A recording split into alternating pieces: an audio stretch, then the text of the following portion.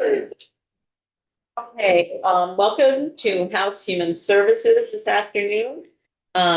We are going to begin our markup of the Recovery Residence Certification Bill S-157. We have Katie here to assist us in that endeavor. So Katie, we'd love it if you would join us at the table. The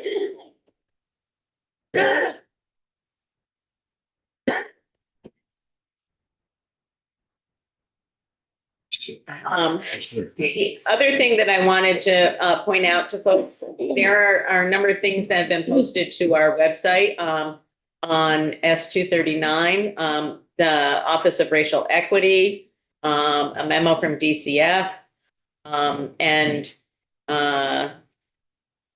undefined. That's interesting. I've never seen that before. And a memo with regard to this bill from Susie Walker from Recovery Partners of Vermont. So just want to make sure that folks are taking a look at that feedback. Okay. So Katie, it'd be great if you could pull up the bill when you have a chance. Sure. Trying to print myself a hard copy for the markup. There you go. Thank you. Does anyone else want one? Thank you. Obviously, I was thinking like, oh, is it appropriate to ask her? It just went through my head. If you're printing, I can take one, yes. Okay. I do too. I love hard copy. Okay. Okay, 5. Thank you for asking. Yeah. And Doug said he'd go get them. Yeah. I haven't hit- He would have anyways. I'm just kidding. I normally would, but I can't function right now. Okay, here we go. Oh my God.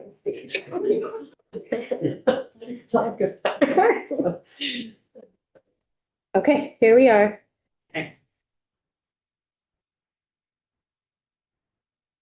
Okay, so let's just start at the beginning. Work our way through. Okay, so just to remind you, I know you've had lots of testimony on this. So you're probably coming to this more fresh than I am, but the first section is an existing section in Title 18 that has various definitions related to substance use disorder. So the proposal is to add the definition of recovery residence into this section. So first off, does anybody have any comments or suggestions about this definition? Seemed okay to me, but I'm not the total expert in this. It seems pretty generic.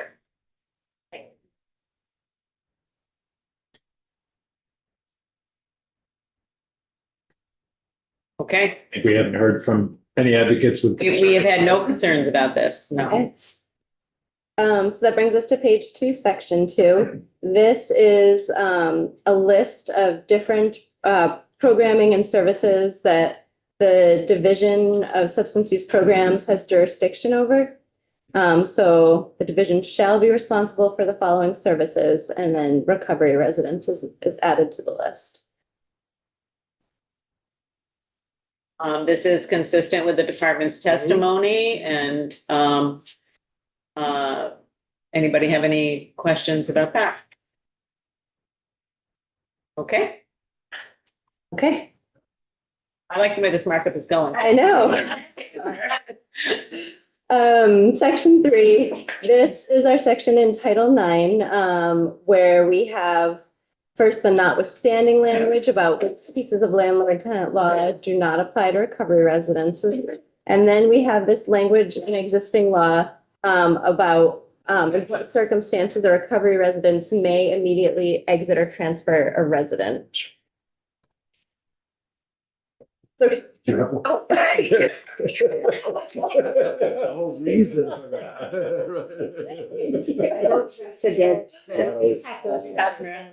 Yeah, Eric, yes, the what's happening around him, but that's okay. Concentrating. I am listening intently, just not listening to pass things around.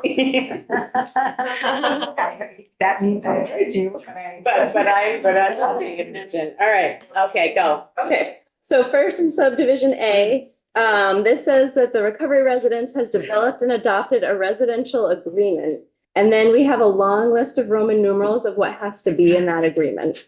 So it has to contain a written exit and transfer policy approved by VTAR or another certifying organization approved by the Department of Health that addresses the length of time that a bed will be held in the event of temporary removal, establishes the criteria by which a resident can return to the recovery residence in the event of a temporary removal, and it will ensure a resident's possessions will be held not less than 60 days in the event of permanent removal. So I'm gonna ask, Emily's in the room. So this was, when this was written, VDH, was not like sort of adding to its responsibilities around recovery residences. So, and so we had VTAR as being sort of like the primary organization. I guess my question is, should these two things be reversed? Or are you comfortable with leaving it the way it is? When I'm talking about the language at the written exit and transfer policy approved by VTAR or another certifying organization approved by the Department of Health, or do you want the transfer policy to be approved by the Department of Health or VTAR? No. I'm comfortable with VTAR. It could be the way it's written here. They are the subject matter authority. They are not affiliate. We did it for Vermont, so I'm. Okay. Right. Thank you.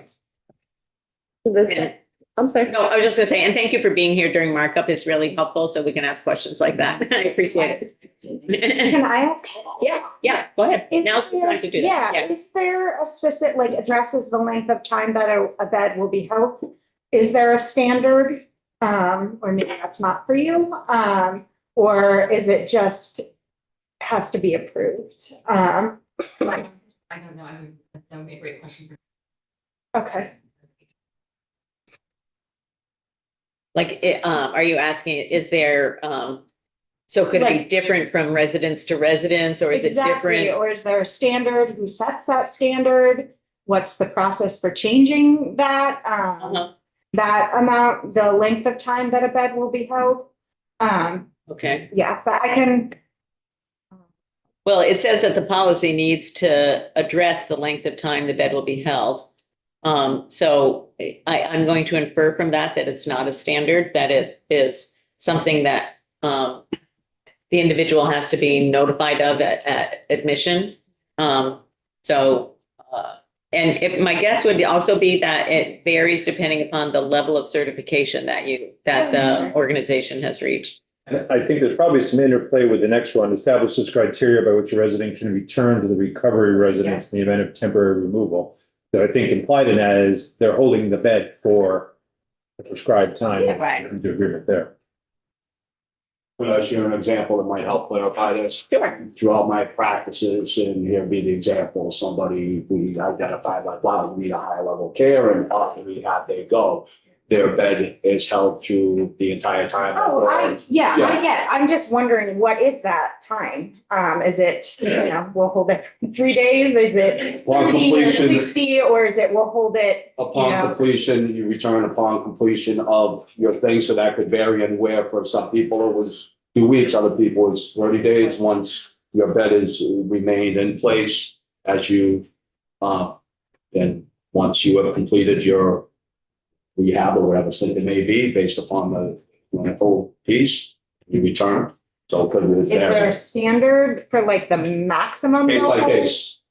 That's it. Okay. Yep, case by case.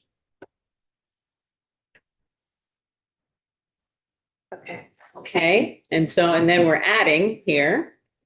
So then we have a second Roman numeral. Again, where we are is what is in the residential agreement.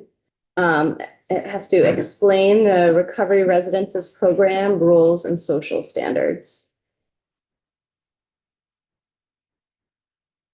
Then Roman numeral 3, designating alternative housing arrangements for the resident in the event of an exit or transfer, including contingency plans when alternative housing arrangements are not available. So, VTAR, and Recovery Partners of Vermont, the V4, and the whole crew there, their piece of feedback. I'm not sure if somebody, I don't remember us having any conversation about wanting to change that. But the alternative housing arrangements, they are asking that it stay the way it is. Well, they say or other, but I think, I Trying to don't, find where that is. if there it's not isn't in the other, section. yeah. I don't think that we were proposing that it just say one particular thing, because what we've heard in testimony is each resident has to have a plan. They have to have a, Yeah. exit management or safety management plan in case something happens. And so, as they note here in their feedback, that could be something different than one of these, I know they call by many different names, but the one that I can remember is stabilization beds. So I think they want to just leave that flexibly, which I don't think we have any issues with. Do people have any issues with that? It's essentially what's in the person's safety plan. Okay, thanks, Katie. Top of page 4, Roman numeral 4, describing the recovery residence's substance use policy, which shall exempt the use of a resident's valid prescription medication when used as prescribed. Roman numeral 5, indicating that by signing a residential agreement, a resident acknowledges that the recovery residence may cause the resident to be immediately exited or transferred to alternative housing if the resident violates the recovery residence's substance use policy, regularly refuses to engage in services or programming, is charged with a criminal offense, engages in theft, interferes with the recovery of other residents, or engages in acts of violence that threaten the health or safety of other residents, or recovery resident staff or volunteers. So I have some questions about some of this. I guess a couple of things. So we've heard testimony. I don't remember if it was this year or 2 years ago when we talked about it, and the different levels of certification have different expectations. So one, for instance, refusing to engage in services or programming. It was my understanding at the lowest level that is pretty informal. I don't, you know, Emily? Right now we've on level 2 and level 3s. Level 1s, they're autonomous. They sort of do their own thing. We don't fund them.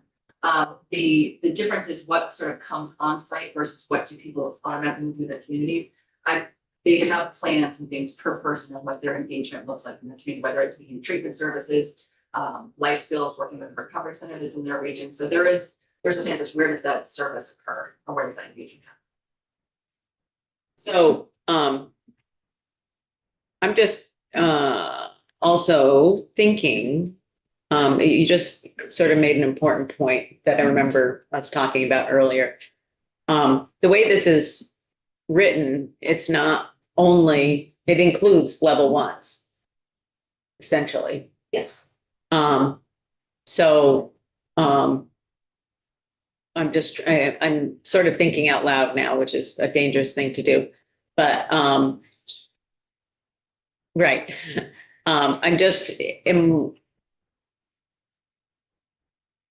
This makes me, I guess, a little bit uncomfortable because we don't know exactly why. So refusal could be, they're choosing a different method. Refusal could be, I guess it's a little bit in the eye of the beholder, but, and level 1 is pretty loose about that. And so that being used, the charge with a criminal offense, engages in theft, that interferes with recovery of other residents, I think is also a bit broad, and subject to too much interpretation from my perspective. The violence thing and adding recovery residents, staff, or volunteers, I think is fine, but I'm just curious what other people's thoughts are about sort of this 2 or 3 things in the middle here. I was just wondering, I haven't really, is there, I would not personally be comfortable with a lot of this. I agree it's too broad. Unless, and I don't know, maybe it does exist such a thing, like we have the Human Services Board. Is there, what does the appeals process look like? Or is there one? So a lot of my where I go with this is that, would depend on a robust appeals process by kind of an independent-ish, group of people. I guess I'm curious, what's the interplay between that language, refusing to engage in services, interfere with recovery of other residents? How does that fit into on the prior page when we're looking at A2 or A there, explaining the recovery residences programs as part of the agreement, explaining the recovery residences program rules and social standards. To me, that seems like that will provide the framework of expectations that then you can determine from those expectations whether someone has refused to engage in services or has disrupted other residents. It's assuming a certain level of robustness to the program rules and standards. But it seems like that's what it does. Yeah, I recall the last time we talked about this, there was a lot of conversation on both sides of this, right? Striking that balance of ensuring that the person in recovery has a safe place to stay and continue their recovery, but also maintaining the, for lack of a better word, the order of the house, right? So what is that balance and where do you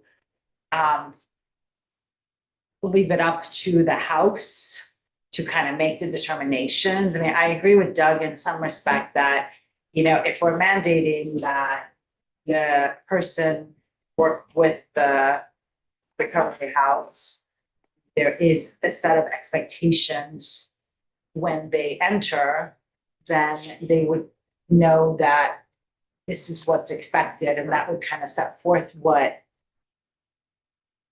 you would have to continue doing, maintaining to stay in the house. Well, and that to me allows each level of certification, you know, the different levels of certification to have policy that is specific to that level of certification. Because, Right. you know, it's more formal as you sort of move up that ladder in terms of what the expectations are.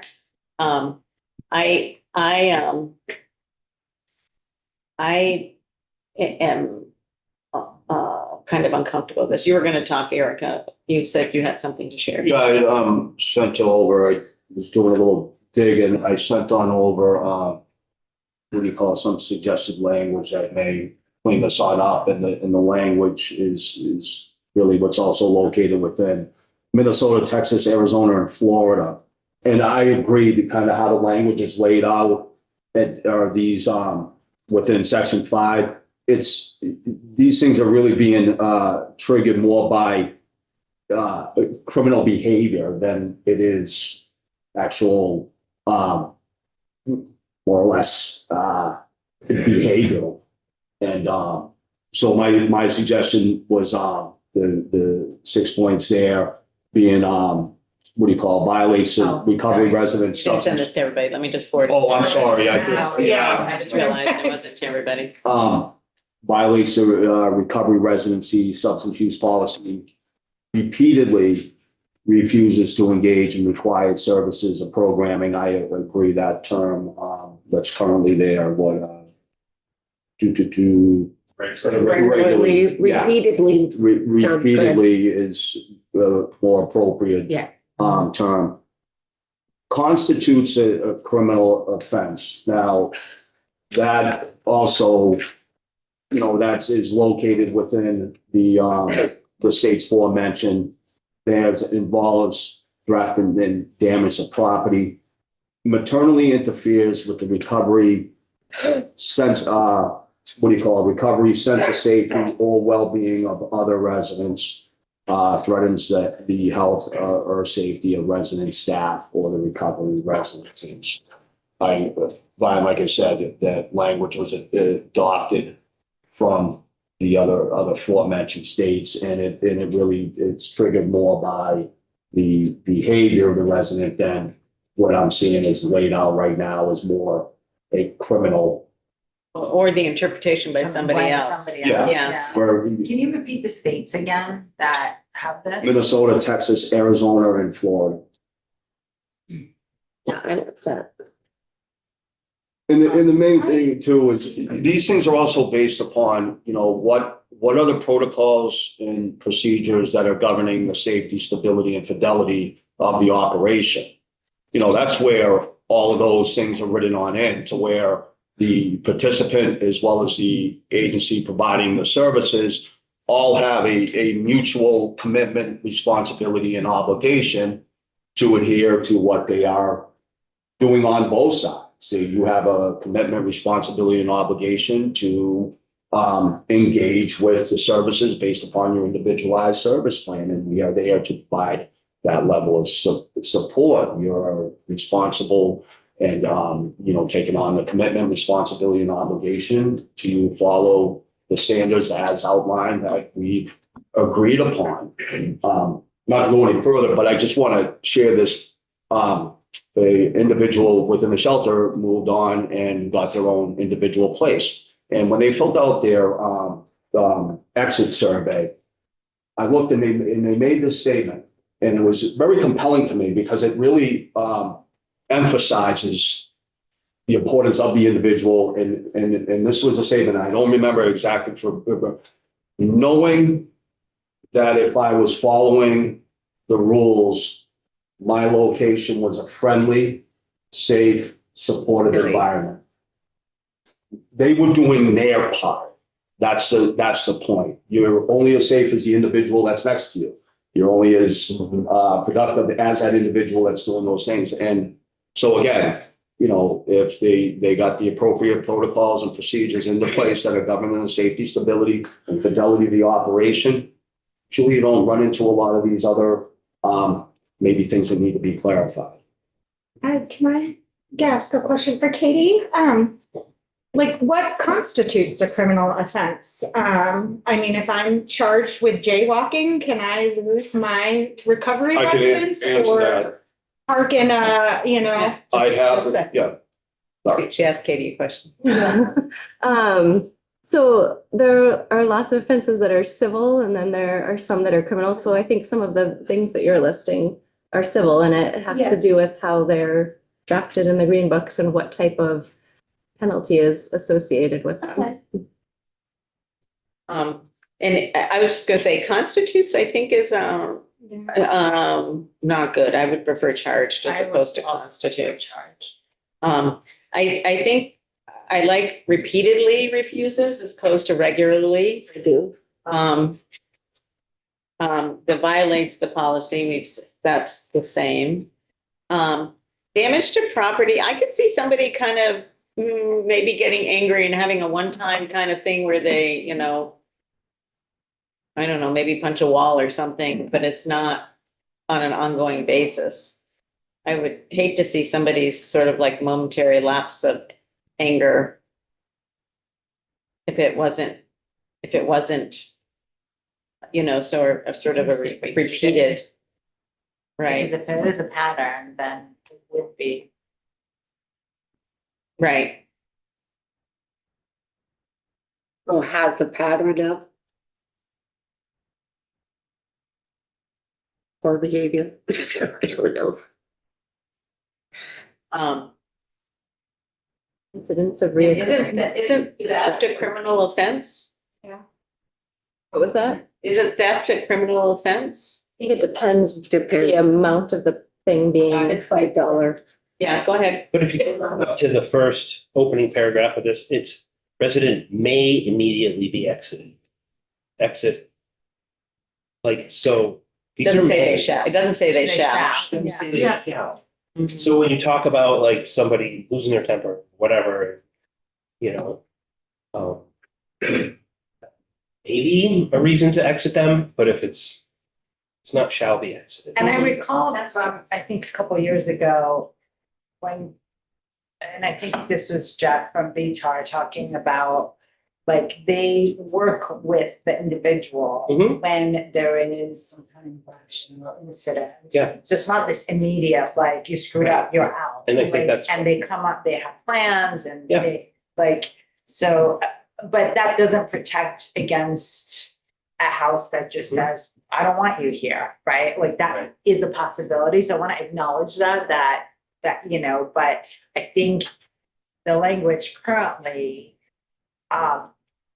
protects the individual Mhm. as much as possible, like strikes that like right balance with the kind of some of the changes that we're kind of talking about. My right now. concern is that is now, and like, we have wonderful organizations doing this work, and, you know, I push back, and it is not because I have reservations about any of them and the care they're providing, for the people who walk through their doors. I also know that across the country, there is a trend of private equity, organizations buying up recovery residences, sober living. I have a friend in New Hampshire who is also a state representative and works in that line of business, and they're seeing it there. And, you know, she sent me like ads where it's, you know, they're advertising it as this high yield, high demand. That is great for people to earn money, but I worry right now we have a wonderful group of people doing this work in Vermont, and they do it with a deep personal connection to the work. But that's now. And so a lot of when I'm pushing is I'm also thinking about what happens when an organization, their goal, their motivators are profits, and the care is secondary. And so when we do this language, like, yes, they're working with people, and they're doing all of that great work right now. But if other states and those trends, we're seeing in them start to happen here, is how can we ensure that the care and outcomes of Vermonters remain at the top? And so I'll just reiterate, I would be a lot more comfortable with this section and others if there were a defined appeals process for folks to have when they, you know, I don't think it'll regularly happen, but if they feel that perhaps they should, you know, should have looked at other things, or just, you know, object, have that opportunity to feel heard in the process. I would be like, yes, let's go. But I don't see that anywhere, and I haven't really heard about appeals. So, yeah. Yeah, it would be helpful. I don't know if Jeff Moreau is listening or if Meg can get us this information. But I'm recalling from previous testimony that they're, and I might not be recalling this, right? Right now, they don't have access to the Human Services Board. Yeah. And I don't see us doing that, to be honest. Oh, no, I'm just But saying a process like Yeah, that. that's what Yeah. I'm trying to remember, and I am wondering, Meg, if you can check in with Jeff to see if that's something that is, laid out in many manuals or, covered in the certification process. I don't know if Emily knows that. Jeff would be the. Okay, on what kind of, are there any appeal processes for a person who? Or any recourse. or Well, any- and yeah. I would just want it to be like a legislative, like there has to be. Well, Yeah. right, Yeah. we would Their expense though, we would add it to not, the not list. free lawyers. At the, no, we're just Okay. talking about we're talking about whether the provider, if you're a certified residence, is required to have some sort of appeal process. So, all right, so we're gonna leave that one for right now. But I do see if people are okay with this. It sort of like combines what is there now with a couple of the things that Eric sent. So instead of regularly refuses, I wrote repeatedly refuses to engage in services or programming. I think we should keep charged with criminal offense, not constitutes, because it's a more formal process. I was thinking about showing a pattern of engaging in theft. I'm trying to get away from these sort of one-time things, something that might happen on a one-time basis, and they deal with it and they move on. So I don't really have a good one on that one. And I do like the materially interferes with the recovery of other residents. So it's a little bit of a higher standard, yeah. In regards to the constituted charge, I would have an issue with charged because I could understand if the criminal offense takes place on the property in which law enforcement was called and charges them and takes them into custody, that's where that exit would be. But if they're charged with a crime in the community, what does that have to do with the recovery residents? So using the word charged would be generalized, saying, well, if that individual was cited for a crime in the community, they would be discharged from. So we need to somehow tie it to the safety of the house. So that's where the operations. Yeah. I think If with somebody all was of charged with these- murder, I don't think I'd want them in the. Yeah, you get. Oh, that's true.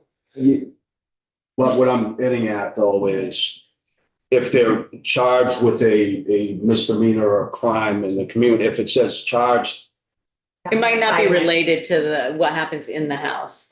Yeah. that's what I'm getting at. It makes sense to where somebody is removed from the house if they're taken into custody and charged with a crime at the location. But if they're charged with a misdemeanor in the community, they shouldn't lose their. So what about if we put up here in on line 6, or right around there, may cause the resident to immediately exit or transfer to alternate housing if, I don't have the right language, Katie, but in that sort of opening section, if we have something that what we're talking about is sort of having an impact on the operation of the home and the residents in the home. Something that right. And security, health, Yeah. safety and Health, safety security. and security or something of the, so I get what you're saying, Eric, that you don't want it to be just, Something that would be a violation of the rules. If the crime had been committed in the home. So a fight, drug dealing, theft that occurs outside the residence, that would be a violation of house rules. Right. and it may or may not be. I mean, I think we need to enable. Right. But what this section is mostly concerned about is how it impacts the safety, security, and whatever the three things, health of the people in the home. That actually helps me to feel a lot more comfortable about these other things. Yeah, I think that's Like the an context. appeal. Yeah, no, we'll be As checking well, on but that. yes. Yeah, On the engaged, and now you got me thinking about the theft. yeah. Would it be retail theft outside or would it be theft of other residents or theft of stuff in the residence? Well, if we have that introductory clause, it most likely impacts the theft of people in the residence, Okay. you know. And so I was a little uncomfortable with, I think you had suggested something like repeated theft or something like Yeah. that. Is that repeated, that modifier taken out with the other language you're suggesting? Yeah, I don't have that in there now. Because it could be retail theft. Like It if could they, be, but it's not Isn't it saying it couldn't be retail theft, because it could be if they, if that's If that endangering. behavior is impacting the health, The health. safety and security of the Uh, members, like, I think Yeah. that's what. the whole thing Yes. is about. Tying it to that, and then I also wonder, if we need to be explicit to your point, like, of any of these that might, be in violation of the house rules, like, do we need to tie it back to that? Yes. Here? Or is it enough that we have the house rules up top? I think tying it. back- Yeah, I mean, these things are gonna be in the residential agreement, which refer to the house Okay. rules, yeah. Okay, so just to summarize, we're going to insert language in the sort of opening introduction of this section that is referencing the impact on the health, safety, and security of the residents in the home. And then we have said repeatedly refuses to engage in services or programming, is charged with a criminal, I think we're leaving charged with a criminal offense because we're now referencing it back to that introductory, engages in theft and materially interferes with the recovery of other residents, excuse me. And I don't think and nobody has any issues with health or safety of residents, staff, and volunteers. And Meg is finding out for us, are there appeal? On someone to join the state out available. Oh, that would be wonderful. Is it okay if David from V4 joins? Jeff would not be available on video. Yeah, no, that's fine. And if you can just give, Linda the, name, so when they, she needs to send the Zoom link to them. Thank you, Meg. Okay, so let's keep moving and we'll come back to that to see if they have any specific stuff. Okay. Okay, so we just went through everything that's in the written agreement, and now when we come to this subdivision B, we're back at what are the elements for exiting or transferring somebody immediately. So B, the recovery residence has obtained the resident's written consent to the agreement, reaffirmed after 7 days. In C, the resident has violated a substance use policy. C is a mirror of everything we just talked about. So whatever changes you make to the section we just talked about would be reflected in C. Mhm. And then D, the recovery residence has provided or arranged for a stabilization bed or other alternative temporary housing. My language is from, that we got the memo from Susie Walker. Or other alternative temporary housing. This is the section where the quoted language appears. Oh, or the others. Yeah. The other, yeah. Thank you. Hold on a second, for some reason I lost that.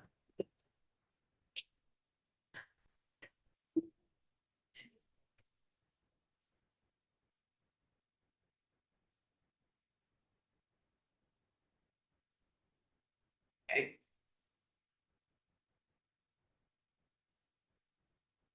Okay, so, they also have, feedback about the is charged with a criminal offense and engages in theft. Theft within the residence, when you're early recovery, blah, blah, blah, blah, being only charged with criminal time is when it comes to health and safety, and are like we have experience for pressuring another to commit a crime.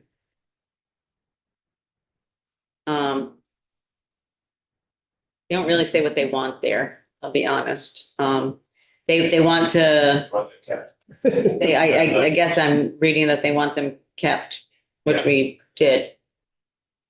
The only question would be whether the modifier we're suggesting, that introductory language, waters that down in the degree that they're concerned about. But that wasn't the sense of in the room here.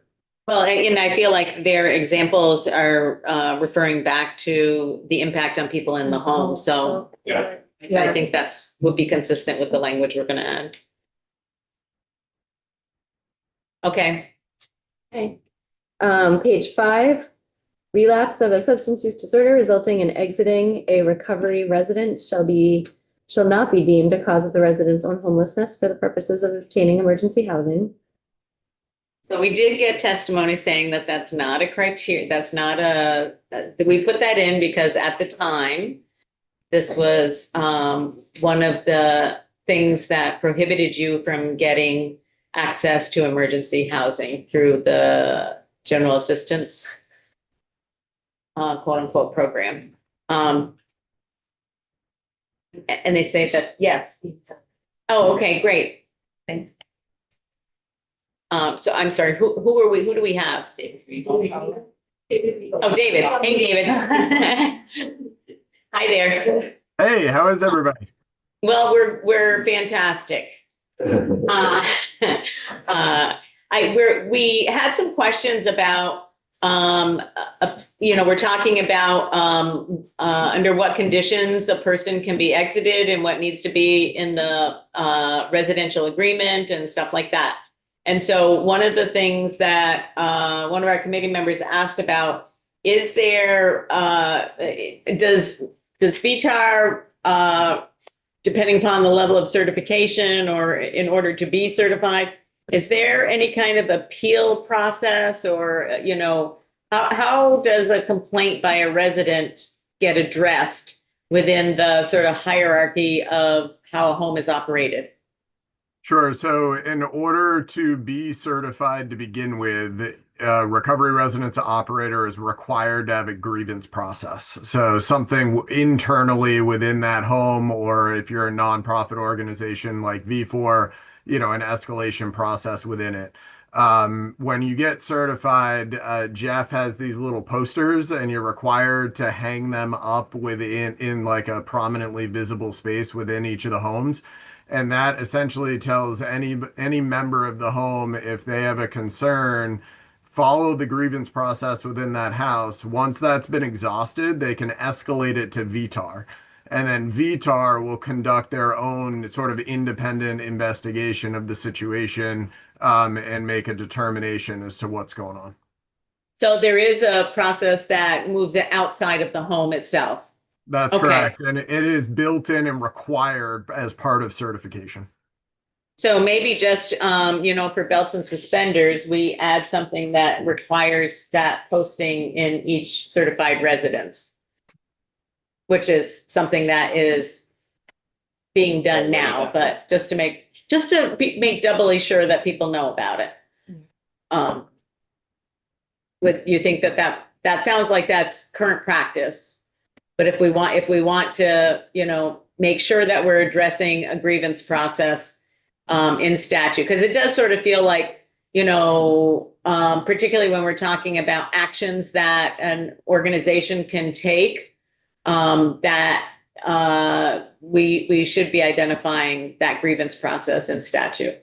Yeah, so it seems like, I think we're all agreeable that we want to make sure that only certified recovery residences are part of this, exemption broadly. So that's one component to it. And then it seems like there was another section where we were referencing the idea that it had to be certified, part of a certified home by VTAR or another organization deemed by the department. Maybe similar language, right? And you need to have a grievance process that's compliant with the VTAR standards or another certifying body as deemed appropriate by the department.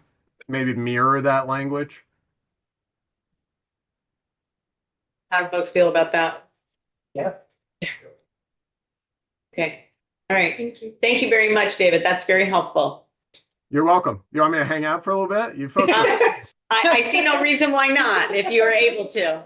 sure. We're only going to be on this topic for 15 more minutes, so that would be great. We never know when we're going to have questions we need answered, so appreciate you being Happy here. to. Thank you. Okay, Katie. Let me flood back up. Okay, so we were on this language that had been. Oh, yeah. So, Okay. I'm just going to express my own personal opinion that you never know when things can change with regard to that. And so I kind of have an affinity for keeping that in. Yeah. Anybody objectionable to keeping it in? Where? Top of page 5, Here. number 2, right at the top. That's the sentence piece of it.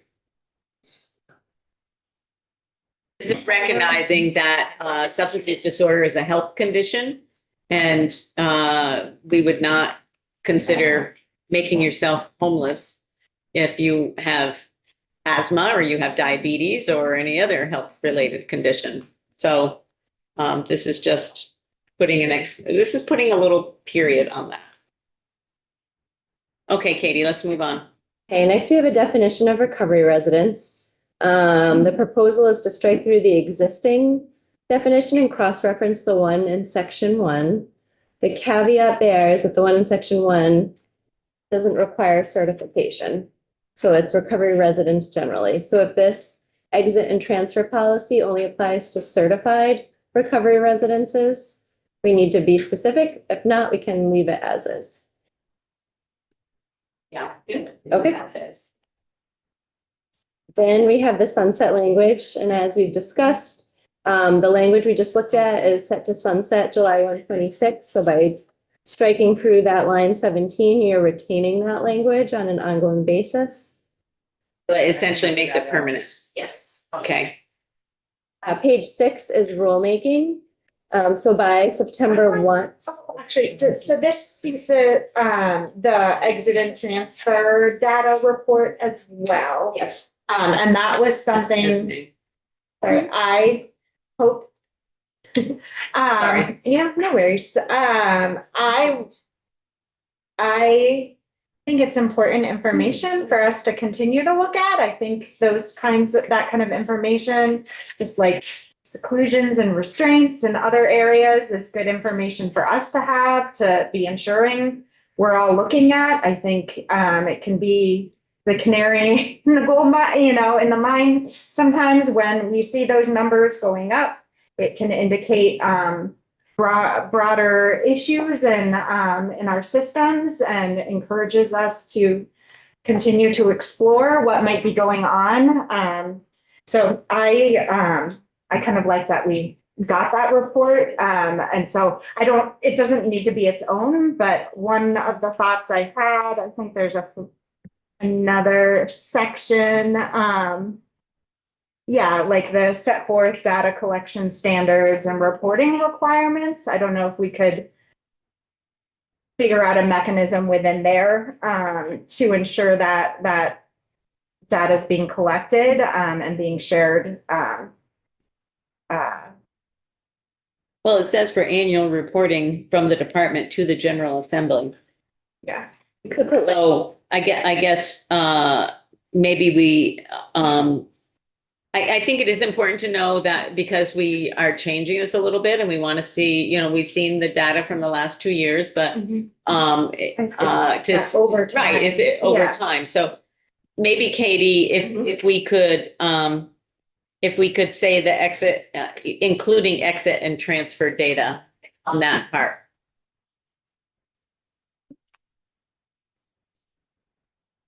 And then we're asking, Susie Walker is also asking for the addition of section 4460 to the list of Title IX sections that the residence operators are exempt from. I don't know exactly what that is. 4460. I have to look too.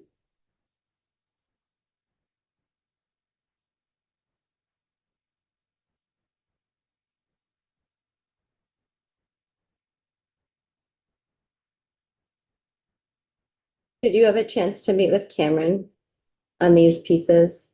No.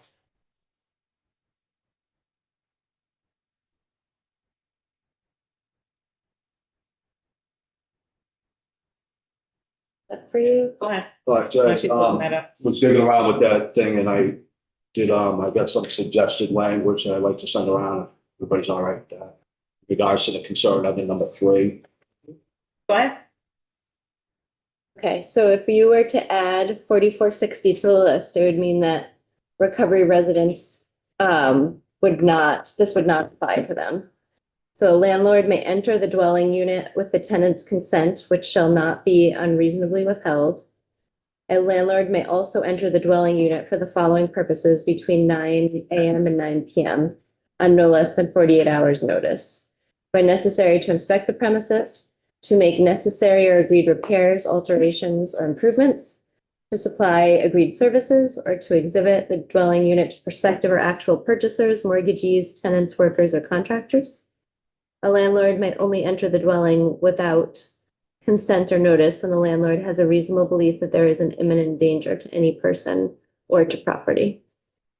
So, I think that that's something that's really different than what's being, what Susie's language is about. I mean, staff who work at a home would be there on a regular basis. I mean, I think they're asking for something that's not really relevant, to be honest, but I'm sure Dave is going to tell us otherwise. Go ahead, David. Thank you. I think if landlord tenant law is going to apply broadly and the perspective of Ledge Council is that recovery residence operators are considered to be landlords, then the operators and the staff of the operators would need to be exempted from this section.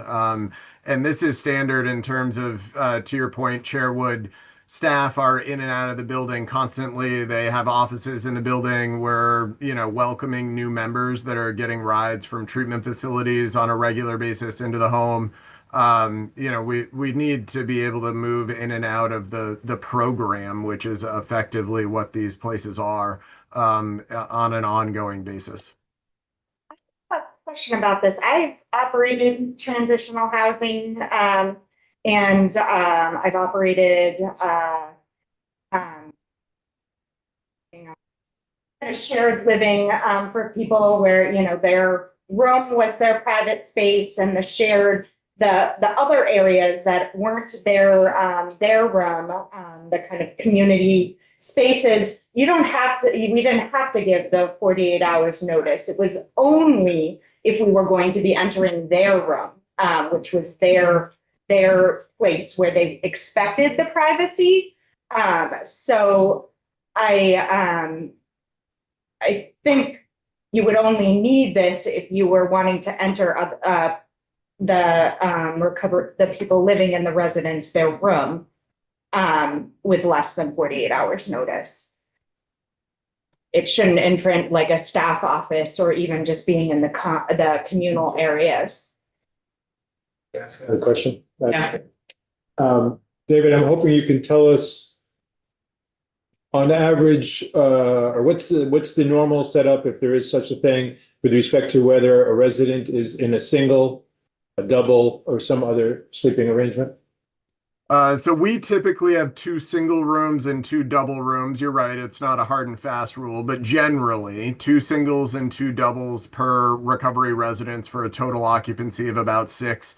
Most of the time, people who are newer to the recovery home are in the double occupancy rooms. Couple reasons for that. We want people to be interacting with somebody else, and sometimes when folks are early on, they tend to want to seclude into their room a little bit. We want them out in the common areas and developing relationships. And then we want folks to have something to work for, you know, while they're in the home. The longer they stay and they're doing really well and achieving their goals in the community, we want them to be working toward independence, because that's our whole goal. Develop recovery capital, develop the life skills necessary to transition and achieve their long-term housing goals and their long-term sobriety goals. I'm wondering how this may play out if it's a double, me and a roommate. Your interest may be in checking on the roommate, if you will, but it's my room as well. Can I give permission for the operator of the residence to enter the room, not necessarily go through the personal items of the other resident, but would I be able to authorize the facility operator to at least enter the room if I'm one of the residents? Yeah, I mean, I think it's a great question. The way that we function now is that we move freely in and out of the common areas. Anytime that we are going to be going into somebody's room, it's really only if it's sort of something that feels like a threat or there's a safety issue. We always do that with 2 individuals. The goal is to have the second individual be the person whose room it is. If there's a pressing issue that's endangering other people, then you know, we will make sure there's a second person present before we go in. But we try to be as respectful and cautious as we possibly can be, striking at the balance that you folks have been wrestling with most of this discussion of, you know, the safety of the program and the other folks living in the home while respecting the individual's rights. So I think the language that Eric has proposed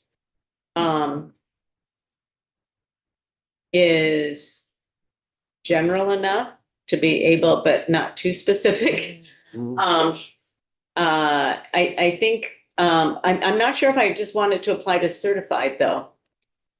The rest, I mean, we've made a point that this applies to all recovery residences. Jessica, I see you nodding your head. Yes, Jessica Shimano, Policy Director, Department of Health, and that was something that we brought up in our initial testimony when we had discussions in the Senate.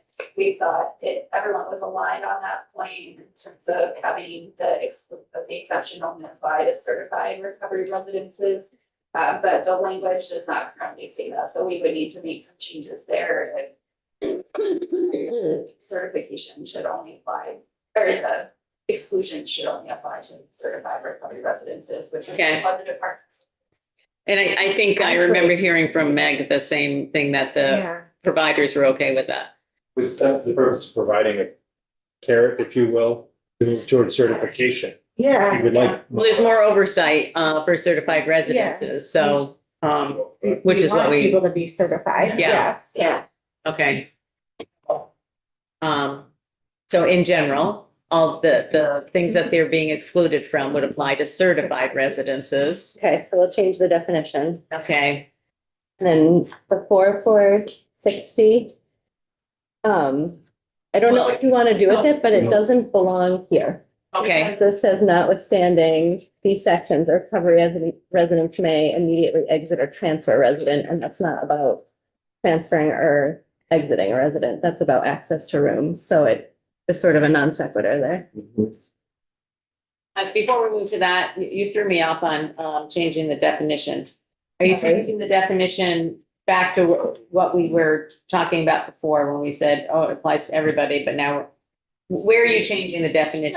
Sure. Page 5, subdivision 3. Right now, the proposal that came from the Senate cross-references the earlier definition in section 1, which is not a certified recovery resident. Okay, this was a question asked before, and we gave you the wrong answer before. Yes. Got it. So now you want certified. Yes, it should say certified. Okay, so it's almost removing the strike throughs. A certified, and the organization would be a certified organization approved by the Department of Health. And that is either a VTAR or approved by VTAR or another approved organization. Is that what you'd want it to read? Okay. I like the language that's used in the earlier definition, Okay, and then add is certified by the organization. Jessica? Jessica Shapiro, Department of Health, and I can send this recommended language and I can share with and where we have it, but we would recommend that it says it applies only to a recovery residence that meets that definition in 18 VSA section 480212 and is certified. By an organization approved, that language that's crossed out currently in subsection B. Which is essentially what I was just saying. yeah, got it. Okay. Okay, so just to summarize for people, the exclusions to the landlord tenant law are only applying to those residences that are certified. That's what we just did, in case anybody wasn't following. Okay. Okay, now, Why is the definition at the end of it? Oh, here we go. Never mind. Because why? Do I have a good reason? No. I think we just tacked on this B and we started with the language. If you want to reorder it, it could be B1 could be the definition. Okay. And then we bump everything else down. That's your preference. But note that that would be like right in the middle of this section. Yeah. Because you have an A, so that actually is maybe a little. It's okay picks where up it the is. flow. it's okay where it is. Okay. All right, now can we move to your comment about, Eric's language? I don't have Eric's language. Oh, I'm sorry. Let me forward this to you. I have sent it to everyone, but not you, yeah. Forward to Katie. Just add Katie to our House House Human Human Services list. He's like, I have a lot of emails. Yeah, you don't. Wouldn't you want to? Oh, my.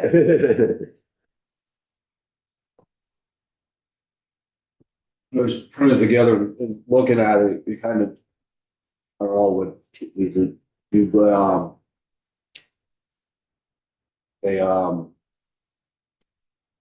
what do you call it, subsection C at the end of, section 3. You get done with, The definition?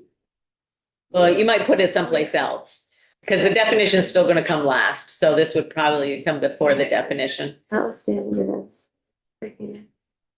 It's instead of what, Susie Okay, let me just. said.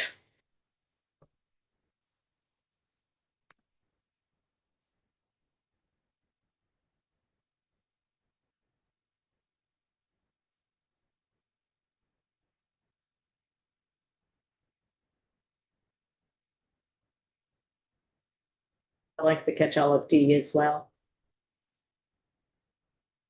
learning so much. So the And D, by the way, while we're, my apologies for stepping on it.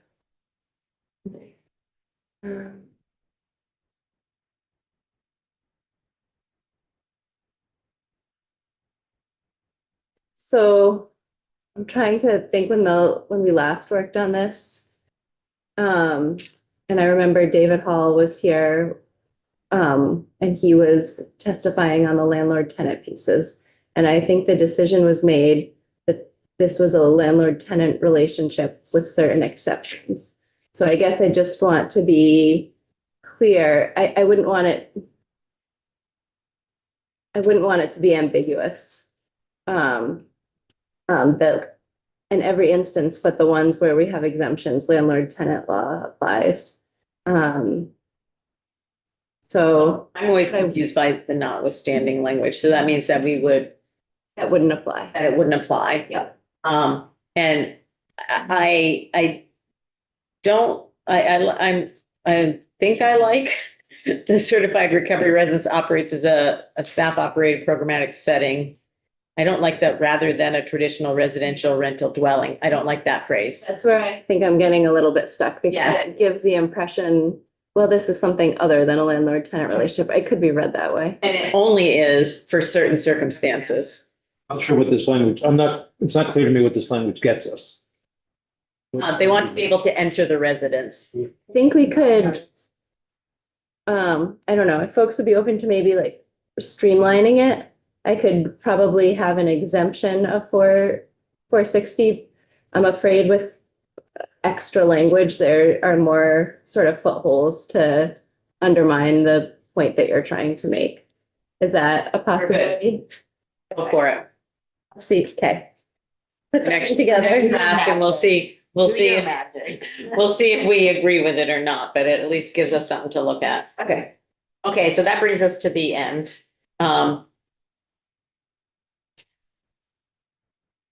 Let me pull the draft back up.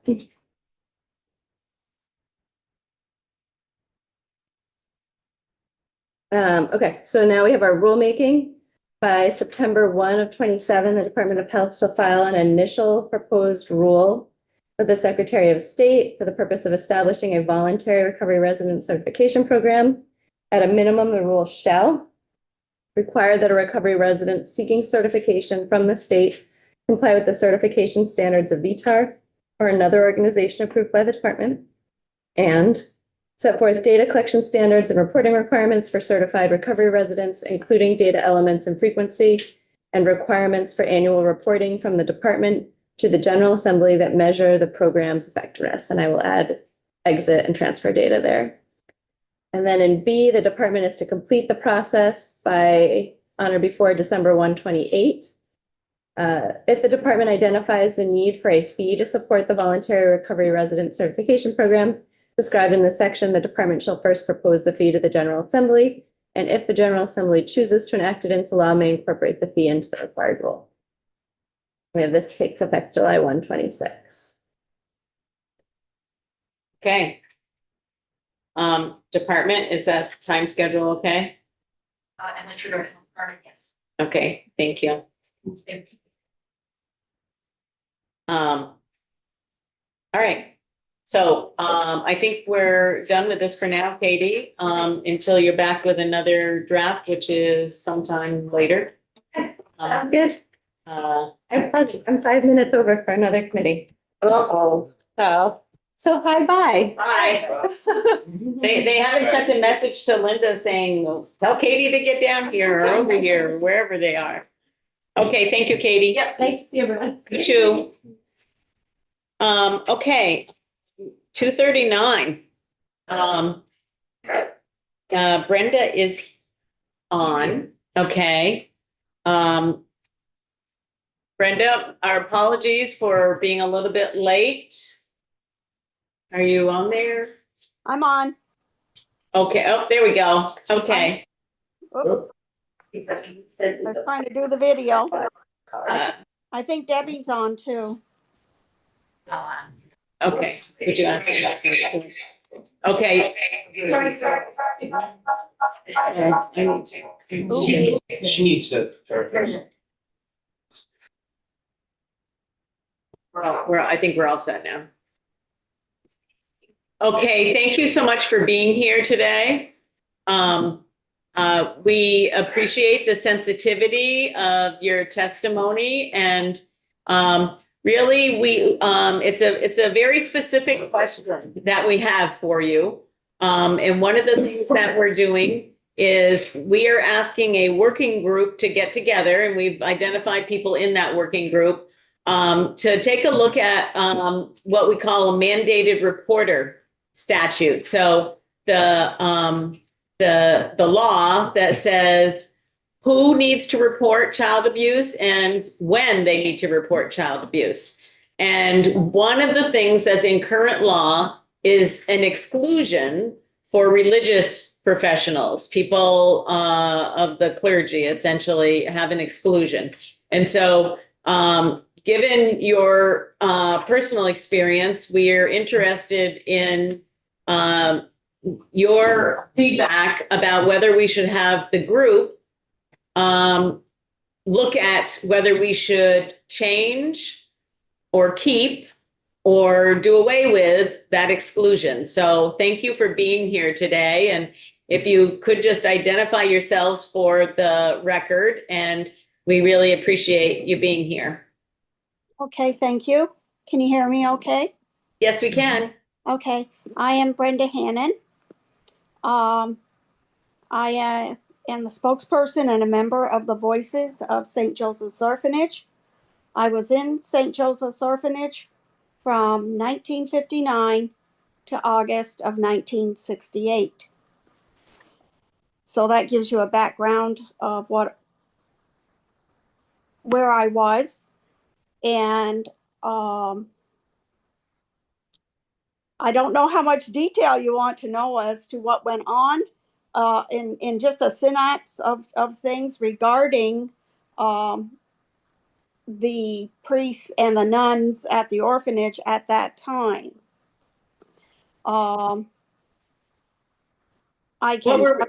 Yes. I was just going to say, Brenda, what we're really interested in is, so based on your experiences there, Okay. and I, to be honest with you, I don't know when this current law went into effect off the top of my head, but right now, a priest or a member of the clergy is not required to report any kind of child abuse that they come to know about. So we really want to know if you think we should change that or not. Okay. Yes, you should. For many years, the Roman Catholic diocese priests and nuns were able to hide behind their veil of secrecy and their robes and never report anything that they basically knew about or did to vulnerable children. And I think that rule needs to be brought up to modern day standards. And I feel that if they hear, whether in a confessional or not, about abuse, any type of abuse, neglect, or exploitation, it should come forward to the authorities and be reported. Your wording possibly in there could be, make it a special, what's the word I'm looking for? A special, excuse me? Assumptions. Are you like a special circumstance or a special circumstance Uh-huh. that only if they hear about a child or vulnerable adult being abused, then they must be required to report it to the authorities. Anybody else's confessionals or whatever is private, and none of that needs to be done. But I will tell you, they ruined religion for me. I also don't believe in confession. I don't believe that they have the right to forgive somebody for doing a massive, massive evil thing. And the only thing I ever learned going to confession was that you had to learn how to lie because I was a child. What sins was a child making up or doing? That every week we had to go to a confession and tell them sins we did that week. And because I had no sins to say or tell that I could think of, the priest told the nun and she beat me up. So tell me that vow wasn't broken. Thank you. And so I am highly in favor of, for special circumstances, requiring the clergy to report abuse to a child, neglect of any form to an authority. And that's just my opinion. Thank you, Brenda. Well, that's exactly what we were interested in, is your opinions about this, based on your experience. And so, Deborah, I'm going to now turn to you to see if you have any thoughts about this. Sure. Yeah, I'm Deborah Hazen. I was there from 58 to 64. Like Brenda, I remember going to confession and I didn't have anything to tell them because we didn't dare to be bad because we would get beaten. But I had to lie in confession, which was really stupid. But I agree with Brenda. And at the same time, I can understand the church's point of view that it's supposed to be absolute. When you go to confession, it's supposed to be, nobody's supposed to know about it. I don't care about the perpetrators. I care about the people that might be victims. Will they still want to go to confession knowing that the priest can go tell somebody that they might be in fear for their lives? That's the only objection I would have. Other than that, I think they should report any abuse. Thank you. Thank you. I think it's, in our committee, just so you know, we really do try to incorporate the thoughts and the experiences of people who have lived through these circumstances such as this. And, I know sometimes, even sort of talking and thinking about things that happened a long time ago, even though they're part of your everyday lives, I know still that it can bring up stuff. So I just wanted to say thank you for being willing to share your opinions about what we should be looking at if we want to change this law. Of course. Really appreciate it. No Can problem. I say something? Can I say Yeah, absolutely. if there was a law like this way back in 60, 65, 70 years ago, we wouldn't be in this situation. There wouldn't be the amount of horrendous Emotional things happening to kids at that time. If there was somebody there, even somebody there just checking on the kids, there was nobody. And they knew how to hide all of what they did. But if there was someone that spoke up, on occasion that did happen, where somebody would complain about something and the nun that was mean to the kid would be sent on retreat. They went to Montreal to the other orphanage and they changed their name. They came back later. The name changed correctly to the authorities. They were only reported to parents if they knew. They didn't like conflict, so they would send them away for a little while. But things like that happen all the time.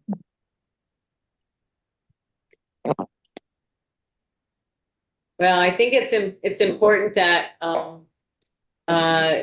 you folks who experienced this, brought it to light, so many years later. And I don't know if other members here have, but I tuned into one of your sessions where you were sharing the stories and the poetry and the things that were written by people who survived survived the abuse. And, I just want to say thank you for your part in shedding light on this bad piece of history for sure. Yeah. Okay. You're Thank you. welcome. Thank you for that. Okay, so thank you both for being here so much. We're going to move to what we call markup of the bill for a little bit here. And thank you again for being here today. You're welcome to stay on. But we're going to be meeting with the attorney now and kind of going through the language of the bill. So thank you for being here, and we really appreciate your testimony. You're Thanks welcome. for having us. Okay. I think I'll sign off then, unless anybody's gonna have questions for us. If it's okay, I might ask. Oh, yeah, absolutely. Go ahead. We have one more question for you. Okay. Thank you both. Really, really appreciate your willingness to join us today as we work on the bill, and echoing Chair Wood's sentiments about, your resilience and courage and really stepping forward and talking about something that is really hard and people don't want to talk about, understandably. So thank you. And also, wanting to highlight that you're sharing stories, from the early 50s, 60s, and, certain behaviors, unfortunately, are still going on today. Especially with a big height in the 90s and 2010s that were very publicly known in this. So, a series of decades, it's clearly something needs to change in order for anything to change. And you're part of this story and making that happen. So I just want to echo that gratitude. My question, though, for you both is that, are there any voices that you think that the working group that we assign in our statute here, that they should be paying attention to or asking for insight from, that would have, in addition to voices like yours, that would have good insight on this particular issue? Debbie? I'm sorry. Oh, you're breaking up. I didn't even catch that. It was all broken up here. I'm sorry. Repeat Are it. you talking about more other people's voices or what? Well, being that you both have been so involved, and it's also okay if you don't have a response right now, but being that you've been so involved in advocacy, in addition to, having the lived experience, are there people that you've worked with in that history of advocacy who have really been articulate and being able to highlight, the difference that maybe this kind of change could make, or things that the committee should consider, the working group should consider? The person that we actually worked with was the late Senator Dick Sears. Yeah, that's right. He was actually, I want to say 3 years ago, he was the one that brought up the bill, or in the Senate Judiciary Committee that was trying to get this bill passed to make clergy have to report abuse. And then it sort of just kind of died out. But now you're bringing it forward. So this makes me very happy in that Senator Sears' work is continuing.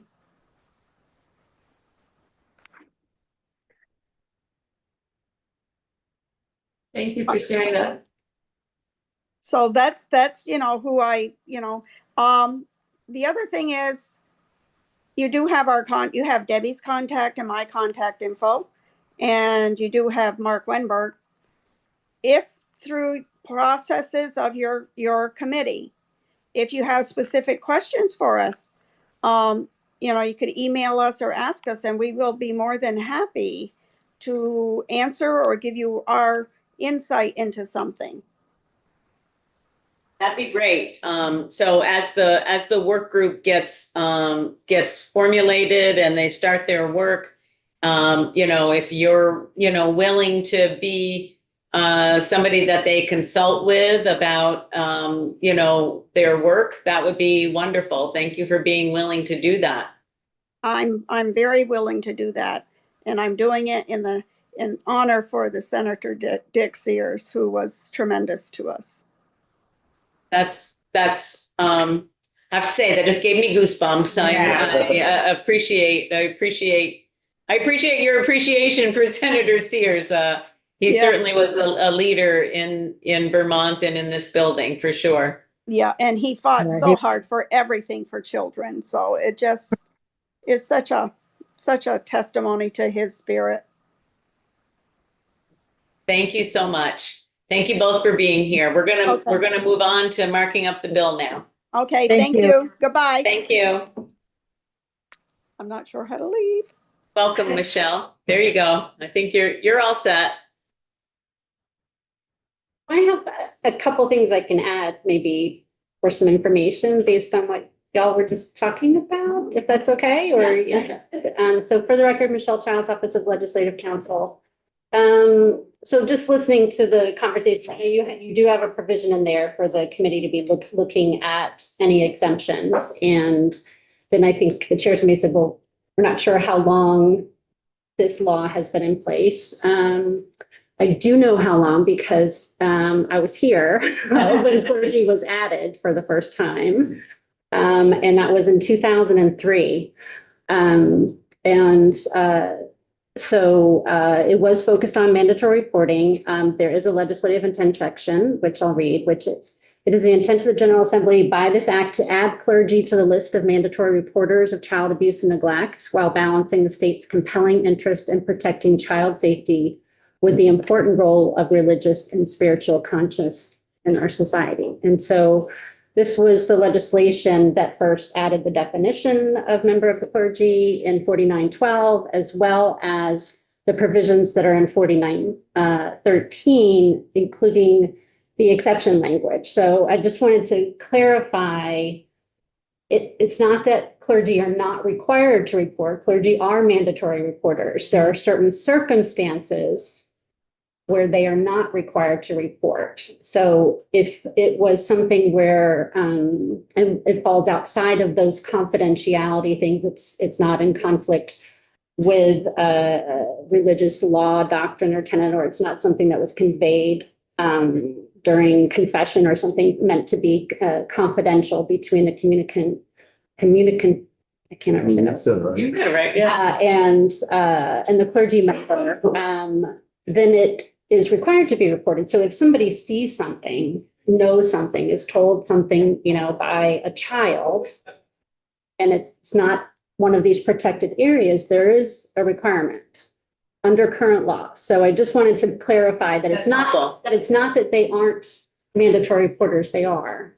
So let me ask a question though. So, and I don't know the answer to the question. So if somebody was in a therapeutic relationship with a psychologist, so they were, having, regular therapy sessions, which would be considered confidential, or what about a doctor-patient relationship, what has some confidentiality, parameters?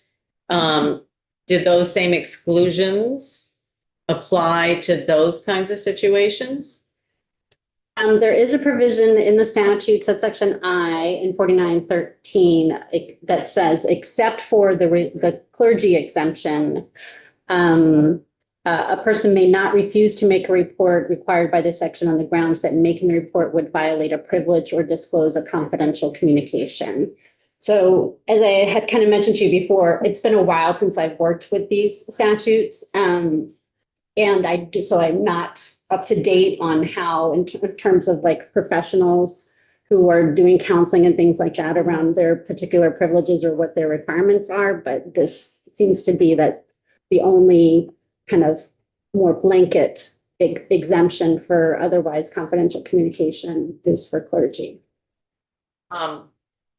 So I think That's the piece in my mind, I would like examined. Why do we have that exemption for, we don't have it for doctors or mental health professionals, but we do for clergy. So I would like to work to kind of think about that a little bit. Doug?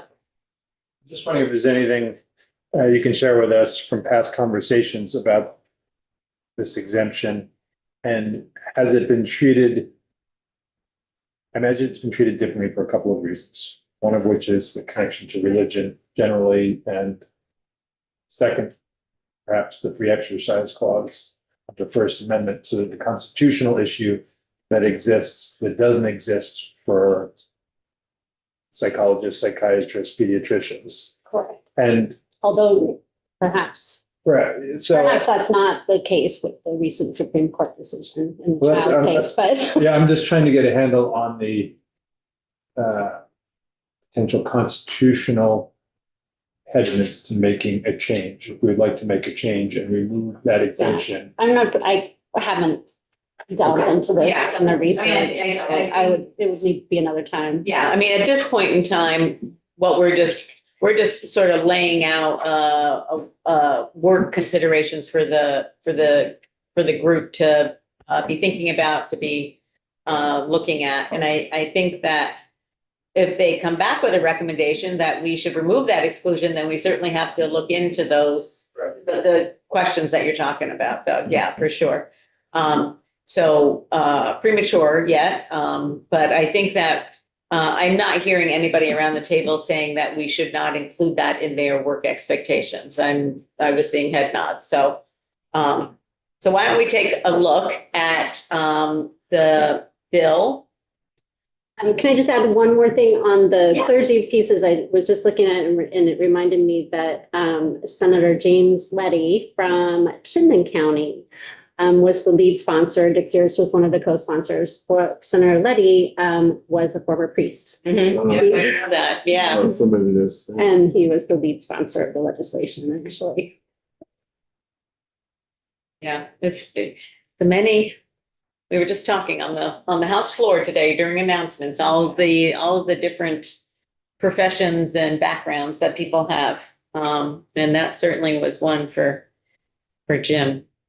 Okay, so let's take a look at the bill. And Esme also has been in touch with Mr. Wenberg that the witness was speaking about, and he's going to provide some written testimony for us to review as well in the next day or so. So just so you know. Okay. Okay, so for the record, Michelle Childs, Office of Legislative Counsel, and we're looking at 2.1 Committee Strike All Amendment to S239. So you see I highlighted the changes from the last draft. The biggest changes are in the new kind of subsection A finding section. And you wanted to kind of bring in some of the data that was provided to you around kind of how Vermont is an outlier with regard to the number of reports that are made compared to the number of substantiations if you look at other states, as well as the data around the provision of services. And so subdivision 1, using that data, so just noting that according to the child trends, the data shows that from 2022 through 2024, Vermont had a rate of referral to child welfare services that was over 3 times higher than the national level, with a rate of referral of 166 per 1,000 children in Vermont compared to 50 per 1,000 children nationally.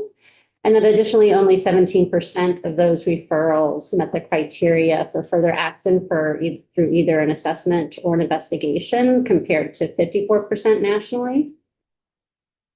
2 is just following up on those stats, which is that while the General Assembly recently reviewed and revised child abuse and neglect substantiation procedures that occur after referral has been accepted by DCF, there has not been a similar review of the training and requirements for mandatory reporting of suspected child abuse and neglect to ensure they employ best practices and provide sufficient guidance and resources for mandatory reporters. Then going on from there is the kind of second set of data, which is that shows that post-response services such as mental health services, substance misuse treatment, family therapy, childcare, parenting, education, and resources to assist families living in poverty were provided to only 20% of victims in Vermont, compared with a national average of 57%. And so similarly to the kind of how I structured the first 2 findings, so data and then kind of more of the findings and why it's important, This one on subdivision 4 is that the provision of services to children and families prior to, during, and after a report of suspected child abuse or neglect is an essential element in a comprehensive child protection system. Yeah. Yeah. I think you hit it.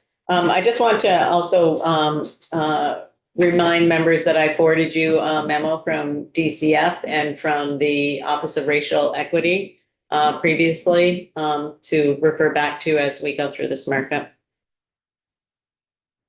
So the next changes are in subsection C. There was just a language tweak at the top of page 3 to subdivision 1. That's it's the Vermont Child, Youth and Family Advisory Council. I changed the title to make sure that I was going back and forth with my editors about how to identify a particular person in the Defender General's office. So it's the same substantively. I just tweaked the language. So it'd be the supervising attorney in the juvenile division of the Defender General's office, who I think you know, and who is also a deputy Defender General. Then the next change is on folks that are to be consulted with, so not on the working group, but consulted with. And you'll see down there at the bottom, the addition of a school counselor appointed by the Vermont School Counselor Association. So here, let's have the discussion. The Office of Racial Equity is asked to be included in the membership of the task group.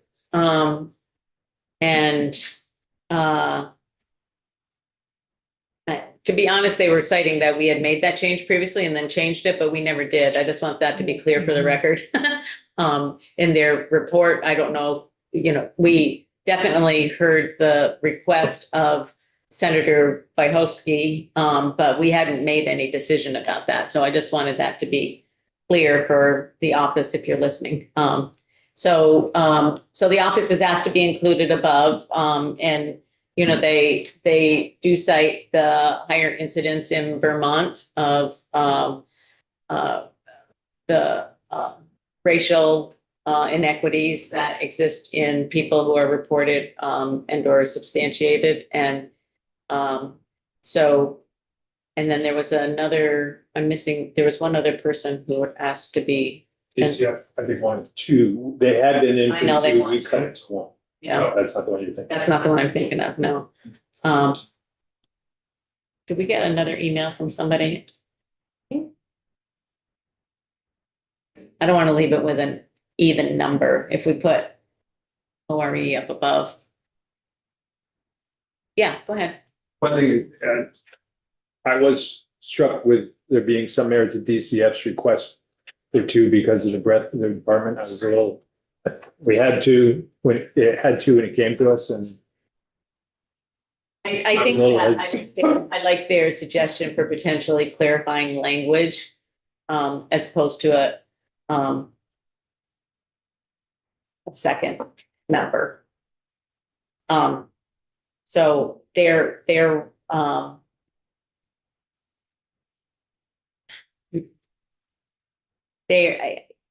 I guess what I'm The other. what's the other one? Go ahead. The DCF, they suggest, I don't know if they think we should remove the Defender. We have the Defender General as the working group participant and the state's attorneys and sheriffs as consulting parties. And their suggestion was we include the state's attorneys and as full participants on the working group. That maybe is where I thought of the 13, then we go from 13 to 50 if we do that. So I think that I guess I'm also trying to, I think the department's really important because they're the people going to be implementing a lot of this stuff. They're the people who are going to be providing background information and doing the research and assisting the committee. And I think, they're going to have more people participating. It's just, do we give them more of a vote? And, these are people who are going to be voting on recommendations to send to the legislature. And with the exception of people personally impacted, everybody else only gets one vote. So I'm predisposed to only giving them one vote as well.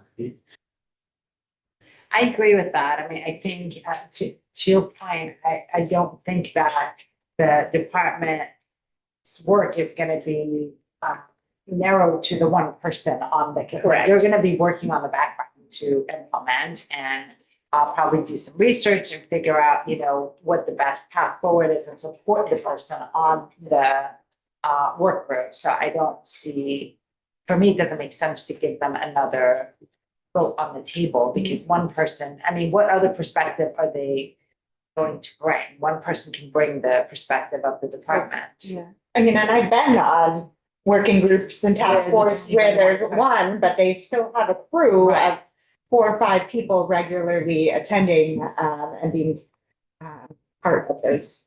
Well, and they do say, we understand and respect the decision to Yeah. limit DCF to one formal seat. They just want to, Formalized. they want to more formally, and I just forwarded this to you, Michelle, the email that DCF sent. Couldn't remember if I'd done that earlier.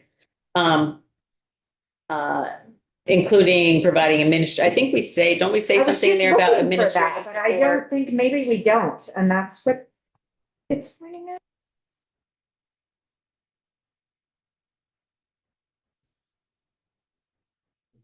There's usually some standard language, and I Yeah. just don't have the bill printed out here. What is the question? I'm sorry. Do we have language saying that the group will have the administrative, Yes, it technical Yeah, subsection. subject? Yeah, subsection G. Okay, It's administrative, technical, and legal assistance for DCF. so why don't we just add programmatic to that?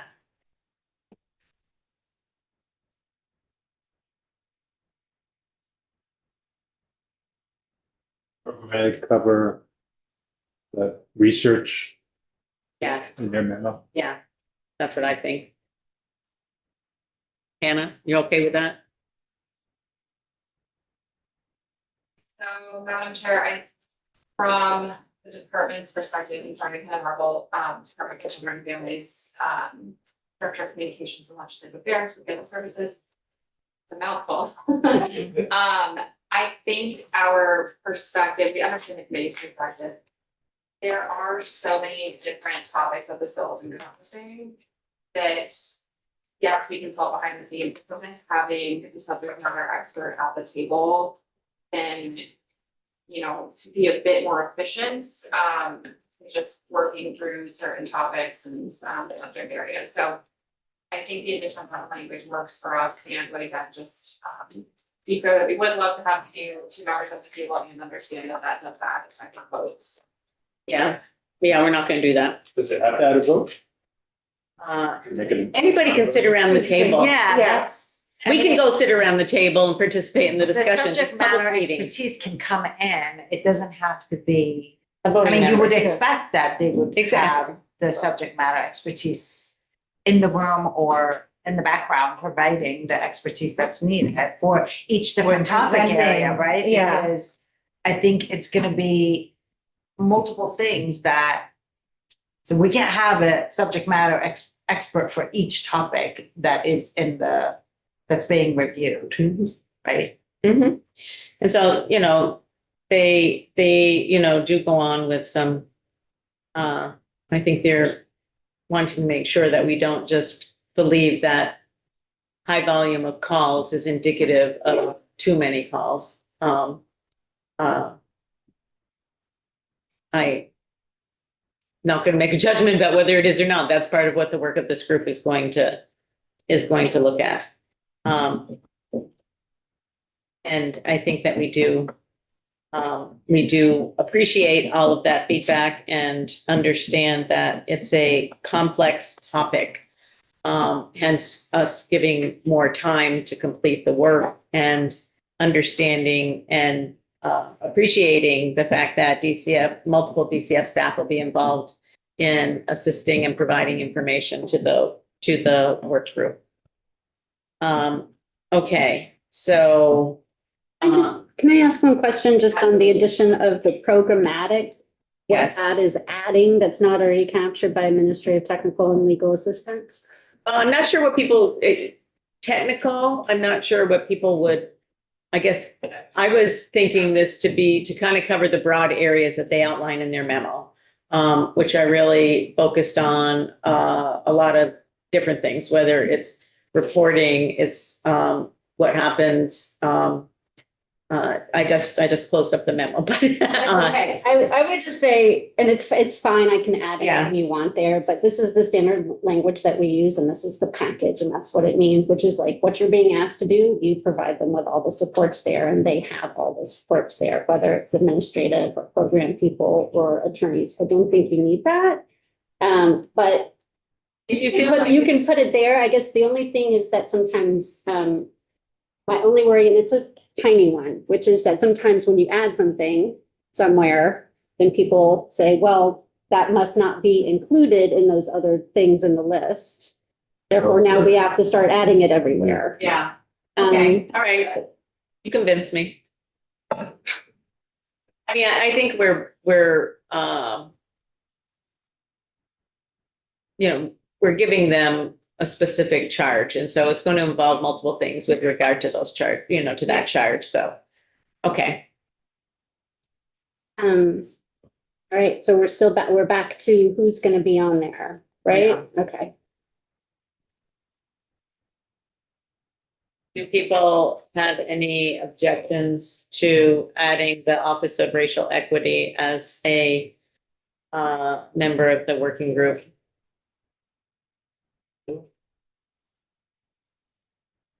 Okay.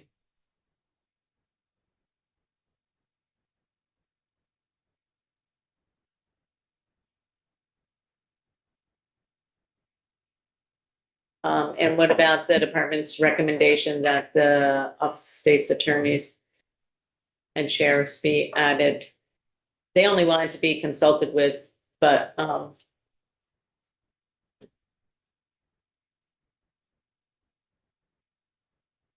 we're getting the 3:00, low. We may have to stand up before our next witness and turn around and do a couple jumping jacks. Yeah, this one I'm a little stuck on because two different recommendations, one from them saying consult and the other one is to say add them to the group. Mhm. So now I'm a bit stuck, but my inclination is to go with their recommendation, but I know that leaves us with an even number. For Not them. if we add states attorneys and sheriffs. Oh, that's what I was referring That to. brings them that brings it to 15. Yeah. Yeah.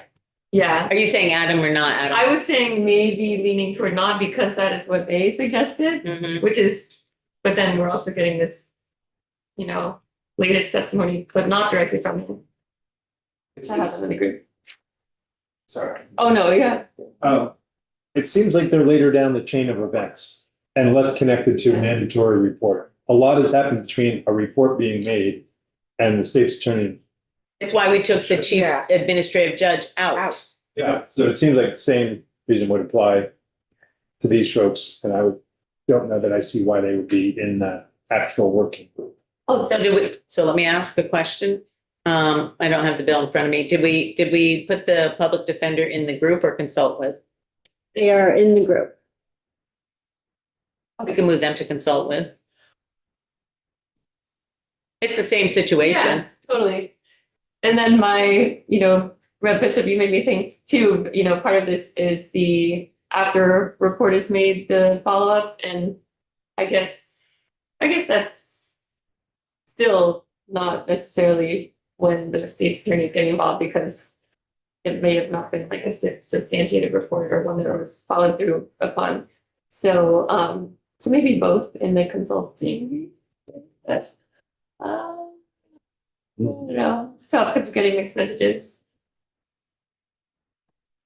Okay, I'm gonna say move the public defender to consult with Office of Racial Equity up, and that leaves us at 13. Lucky. Okay. It's not like you never have. Yeah. That's a good point. Except for when they come to vote on something, they Yes. may. Yeah. So, Okay. That's gonna leave us here for now because we have our next witness waiting. And I'm sure that Michelle has to get someplace else. So we are looking at one. Nope, when do you think, Michelle, we might have the next view of this? I can ask Megan to see, I don't know if you have. It's such a small change. I'm just making it right now and I'm gonna send it to editing. So. Okay. Okay, then I think we're gonna put it in for a vote tomorrow at 10:30 because we just changed that. But you don't need to be here for that. Okay, all right. Now we'll send the clean copy. Okay. So Linda, we're gonna change we're gonna do a vote on X 293 tomorrow at 10:30. Okay. Joe. Yeah. Well, oh, you moved. You were over there. Sure, I can see. You can, yeah, sit right here, right at the head of the table. Can't promise this is going to be a rousing testimony for Oh, that's Fogg okay. Doldrum. That's okay. Do my best. We appreciate you being here, especially given, we know you have a busy schedule with appeals and trying to meet all those timelines that the Agency of Human Services wants to have met and all of that kind of stuff. So welcome to House Human Services this year. And I don't know if you've had an opportunity to listen to the testimony from last week from the Agency of Human Services. I haven't. I've read the report. Okay. So I understand. It was pretty consistent with the report, I guess I would say. Yeah. Give us your thoughts, introduce yourself and give us your thoughts about the report and any recommendations that you have. Thanks for the opportunity to be here. So I'm Joe Reiner. I'm the Chief Hearing Officer of the Vermont Human Services Board.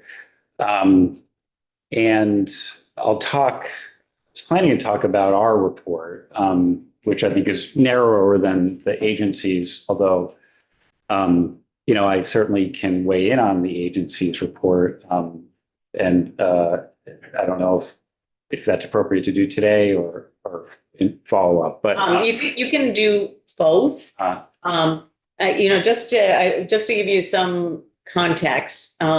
So we're not going to be making any change to the Human Services Board statute this session.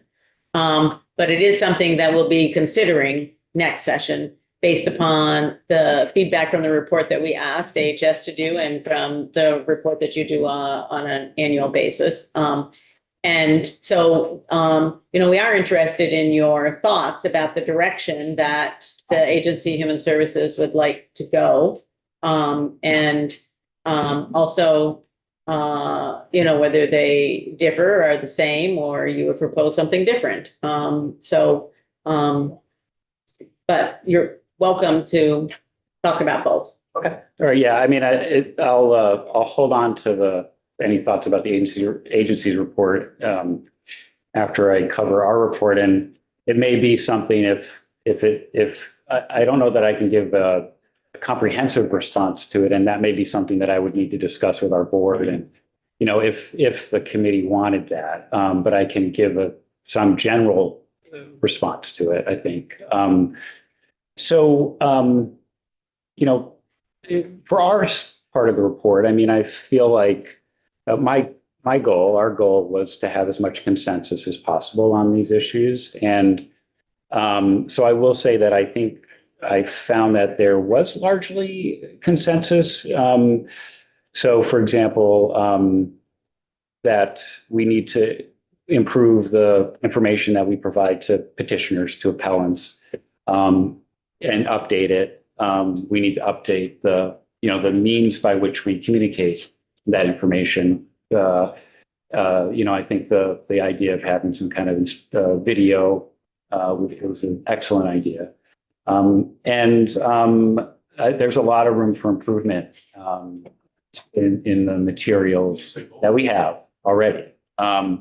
So I feel like, that wasn't a difficult issue in the sense of it's just more, it may need to be funded and it needs to be done, and that will take some time.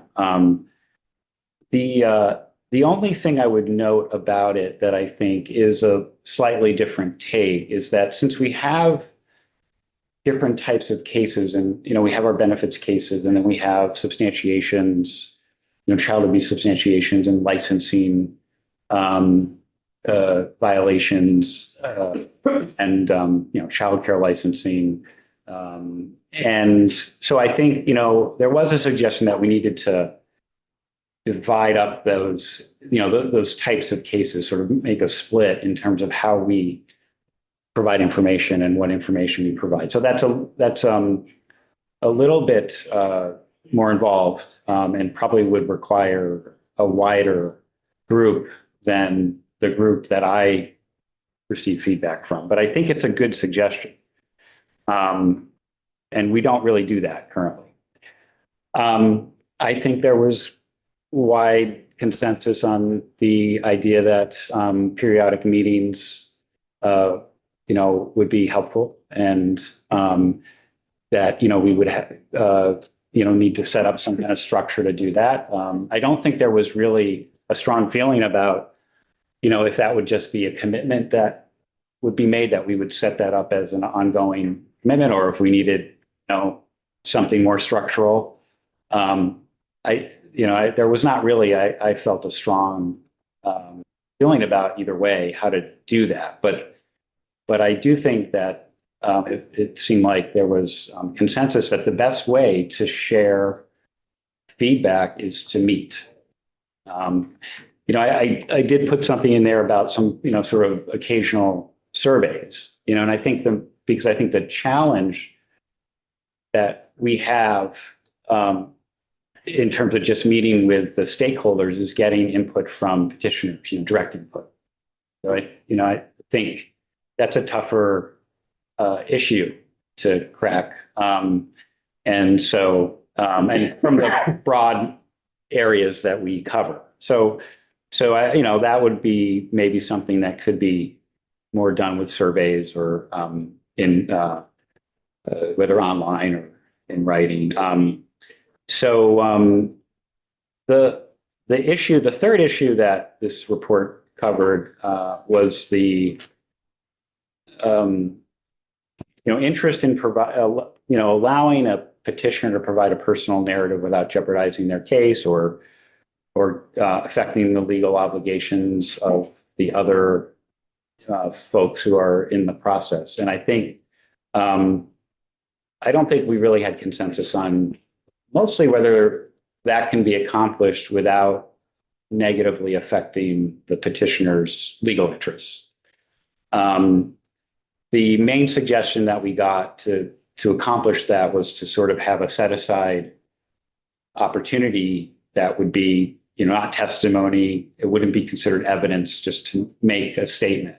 And so I think it's just hard to say with any guarantee that it couldn't affect a petitioner's legal interests in the long run. It's you know, if a case gets reviewed, if you know, you might have to have very, very clear rules in place to ensure that sort of statement could not negatively impact a petitioner. And again, you know, I don't really have any models to go on for that. I will say that, you know, it is somewhat integrated into our process in the sense that we ask people, you know, during the process to make any statement they wish to make. Do you feel like I guess what we heard last year is that people feel like they don't have an opportunity to, in sort of an uninterrupted way, you know, without having the state saying, I object, or, you know, whatever the legal terms are when you get to that point, of being able to, you know, sort of uninterrupted give their perspective on their own story. I think that does happen.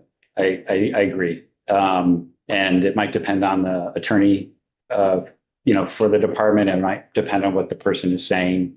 So, you know, it's also subject to, you know, the hearing officer's discretion as to allow that statement, you know, but certainly it's quite possible that the objection can be made. And so, and admittedly, I mean, the hearing officers might also cut off that kind of statement to sort of say, you know, it's a digression, it's not relevant. And there are various reasons that a hearing officer might do that. So yes, I agree that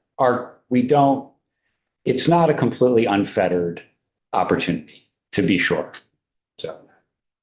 Go ahead, Representative Bishop. It seems like part of our conversation is in the context of whether an appellant can say something and not jeopardize their case, which is a little bit different than what we've just talked about in the last moment or so, is just the opportunity sort of unfettered to speak. Are there time constraints that can be put on it? So even if it diverges from what the hearing officer may consider the true focus of the proceeding, someone still has an opportunity, if you will, it ends up maybe venting as much as explaining. That way it's places some limitation. Yeah, so I think that a time limitation would help. And I think I put this in the report, I think because we do see this quite often, and us folks do have, I'm not saying in every case, it's not automatic, they have that opportunity. Sometimes the time constraint is still considered to be restrictive. The perception might still be, but that is one way of limiting it. I think the issue of whether it's going to be detrimental to the petitioner's case is an unknown. I mean, right. So it depends on what they say during that time, during the opportunity. So, I mean,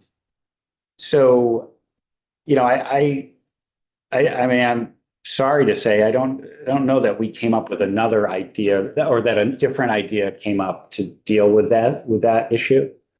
So I want to be clear. So you or the board, or I'm unclear whether you're just speaking as a hearing officer or you're speaking on behalf of the board, but are not supportive of the closing argument or the closing statement. I don't think we're not supportive. Oh, okay. I think what I would, we did discuss this with the board, is that there's just no guarantee that it's not going to, I don't think we can at this point, without knowing more about what it's going to look like, and guarantee it that it won't jeopardize the petitioner's case. That's all, It's like when a judge says, please disregard that statement. Yeah. Everybody heard it. So I understand what you're saying, and I guess that would need to be explained to the appellant, clearly. That there is a certain risk, I guess, associated with doing that. But it may for them be worth the risk. Don't know, but they don't have that opportunity right now, so. Yeah, right. And in terms of, I think our position, I don't think it's more procedural, right? I mean, it's more the time, if it does take a lot of time, it's, that's part of it. But for us, I think, whether somebody should have that opportunity, I think is not, I don't think that we're against that idea. But as I said, just can't guarantee that it won't have an impact.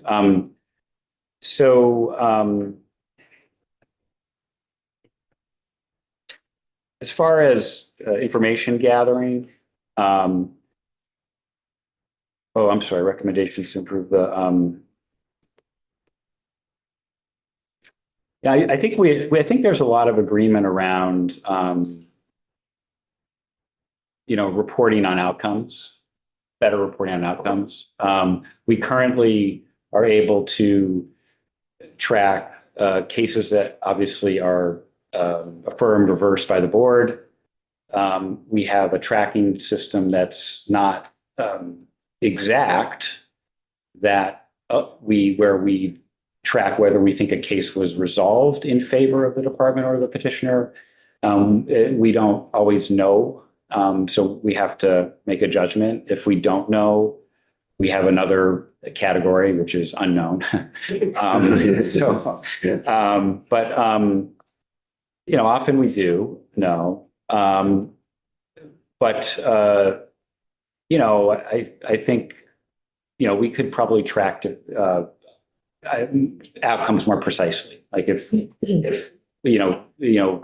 say people want to know exactly what the actual outcome was, we could try to get that information. Was it a reversal of a benefit or of a substantiation or something like that?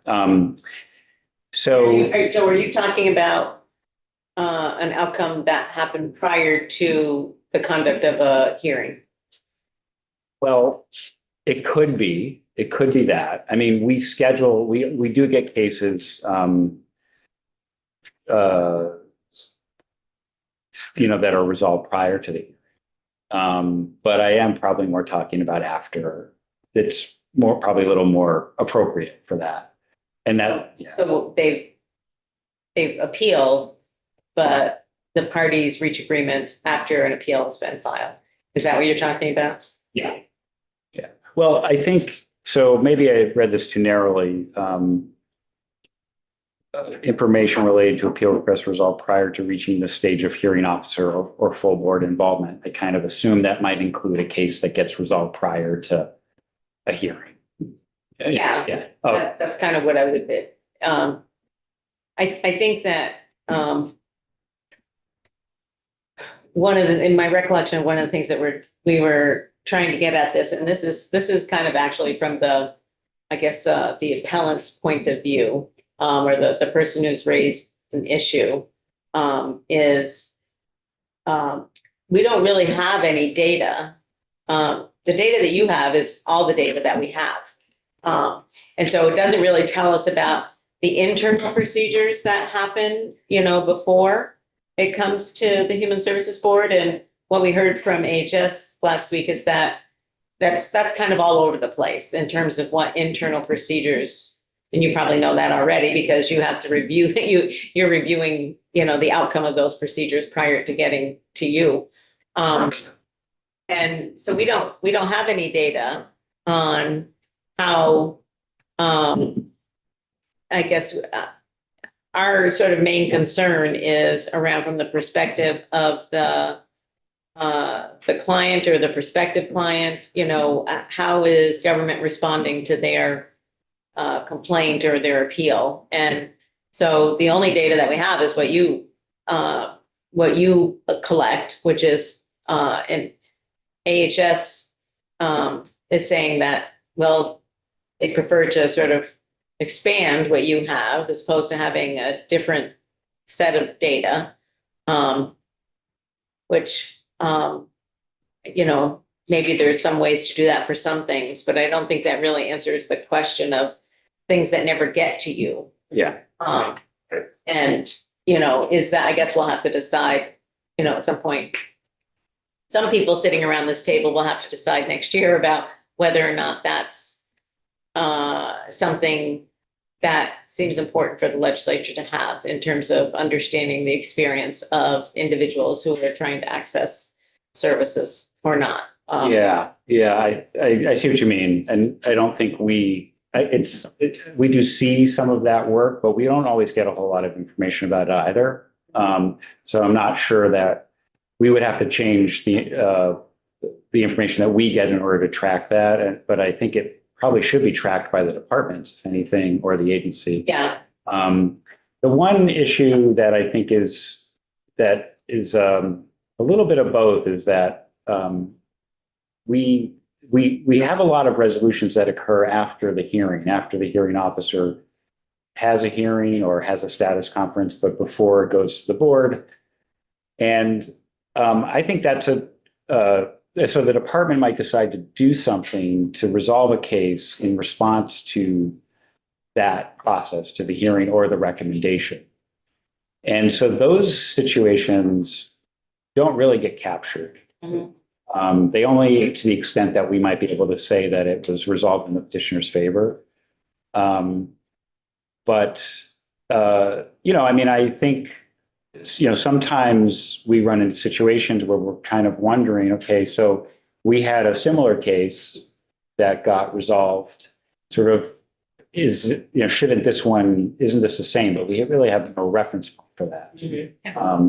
So, For me, that's the piece, and the department talked a little bit about this last week, is that certain departments within AHS are doing that well, where they're like, they talked about Medicaid, DIVA, where like most of the cases get resolved before. So I wonder, like, what can we do to kind of standardize some of that process? So by the time it gets to, like, which cases can be not you, but like global, the department has processes in place. So the appellant has the same experience regardless of where the appeal is being generated. Yeah. Which division or which department is handling it. And I remember asking the AHS last week, is there some sort of like standard steps that we could, and there was like, no, they said Right, and no. that's what I'd like to see is across the AHS, some standardized, kind of like, this is what the appeal comes in, then this happens. The Maybe some department, methods for- yeah. So like, what responsibility does the department have? And how are those outlined so that things can be resolved before they get to you? and that people are treated consistently as well, right? Regardless of where they're interacting with the system. Yeah, so we often will issue preliminary decisions, especially in the GA cases. And so when the department agrees to implement those, they are mooted out. So that's a very clear example of, so what happens to that decision that they're implementing? So I don't know. I mean, I think it might be worth looking at how other states deal with this, whether it's something that needs to be a matter of public record. Again, it seems like a lot of detail, but if a matter of public record at some level of when a decision is made to provide a benefit in the situation. But anyway, we don't feel like we don't think it's appropriate to publish, say, our preliminary decisions. So that's where we draw the line. Okay, so I do think we agree, tracking timeliness is a good idea. And this is maybe getting a little into the agency's report, is that, I think that the issue of timeliness is complicated because, I think we also need to know, well, is this something that was requested? Does it fall into an exception for the meeting of timeline? So I think if to the extent we're going to be tracking timeliness, we feel like you need to track if sort of certain other things connected to that. So I think that's everything. We have had some suggestions about tracking some rules from the employment context. I think I mentioned the part about updating our rules so that abuse substantiation appeals are covered. I think we do need to improve our notices. I think it's worth looking at that. So I hope I didn't go over that too quickly, but I think that's all I have to say about our report, unless there are other questions. Did you all ever look at the video, the option of like having a short video that explains like this is the process of what? Well, it's a great idea. Yeah. So we would do it without any problem. We just have to, I think we'd have to procure that. I don't know exactly, you have to have, I don't know how much work would need to go into designing or producing that. Yeah, but More than we think, I think. Yeah, right. In order to do it well and have it be easily understood by the people. I just love that. Viewing it. Well, no. So I will say that, when AHS was here, timelines were a big thing for them. I noticed that. I don't know if you have addressed analysis and reporting. I don't know if you've addressed timelines here. That was a big one for them. Right. Particularly, I think, given the current federal atmosphere and sort of the exposure or potential exposure on Medicaid related claims. And so what is it that you would need in order to meet the timeframes that are, you know, in the rules? So I think that first, just to step back a little bit on the timeframes, and I think like in Medicaid cases, for example, I don't know that I agree. I don't know what the data the agency is utilizing, but in Medicaid cases, there's a very significant exception to the timeframe. So the challenge is that, so let's say we have a long-term care Medicaid eligibility case or a Katie Beckett case.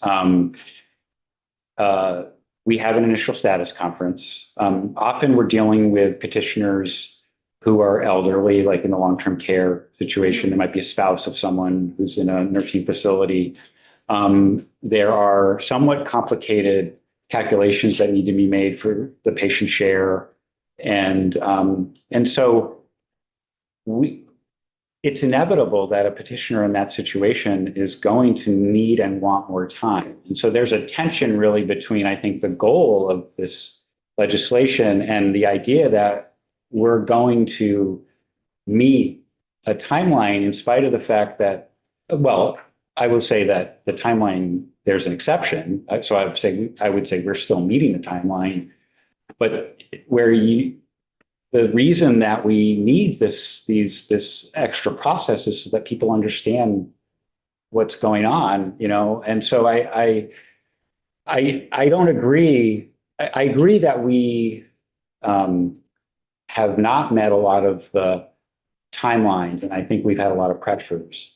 I don't agree that it hasn't been for a good reason, and also a reason that there's an exception for. There's an exception in the Medicaid law for the 90-day decision timeframe. And if the petitioner requests an extra time to prepare for the hearing, that's an automatic exception. There's an exception for administrative emergencies, and I feel like we had one with the GA cases. So, but to get back to your question,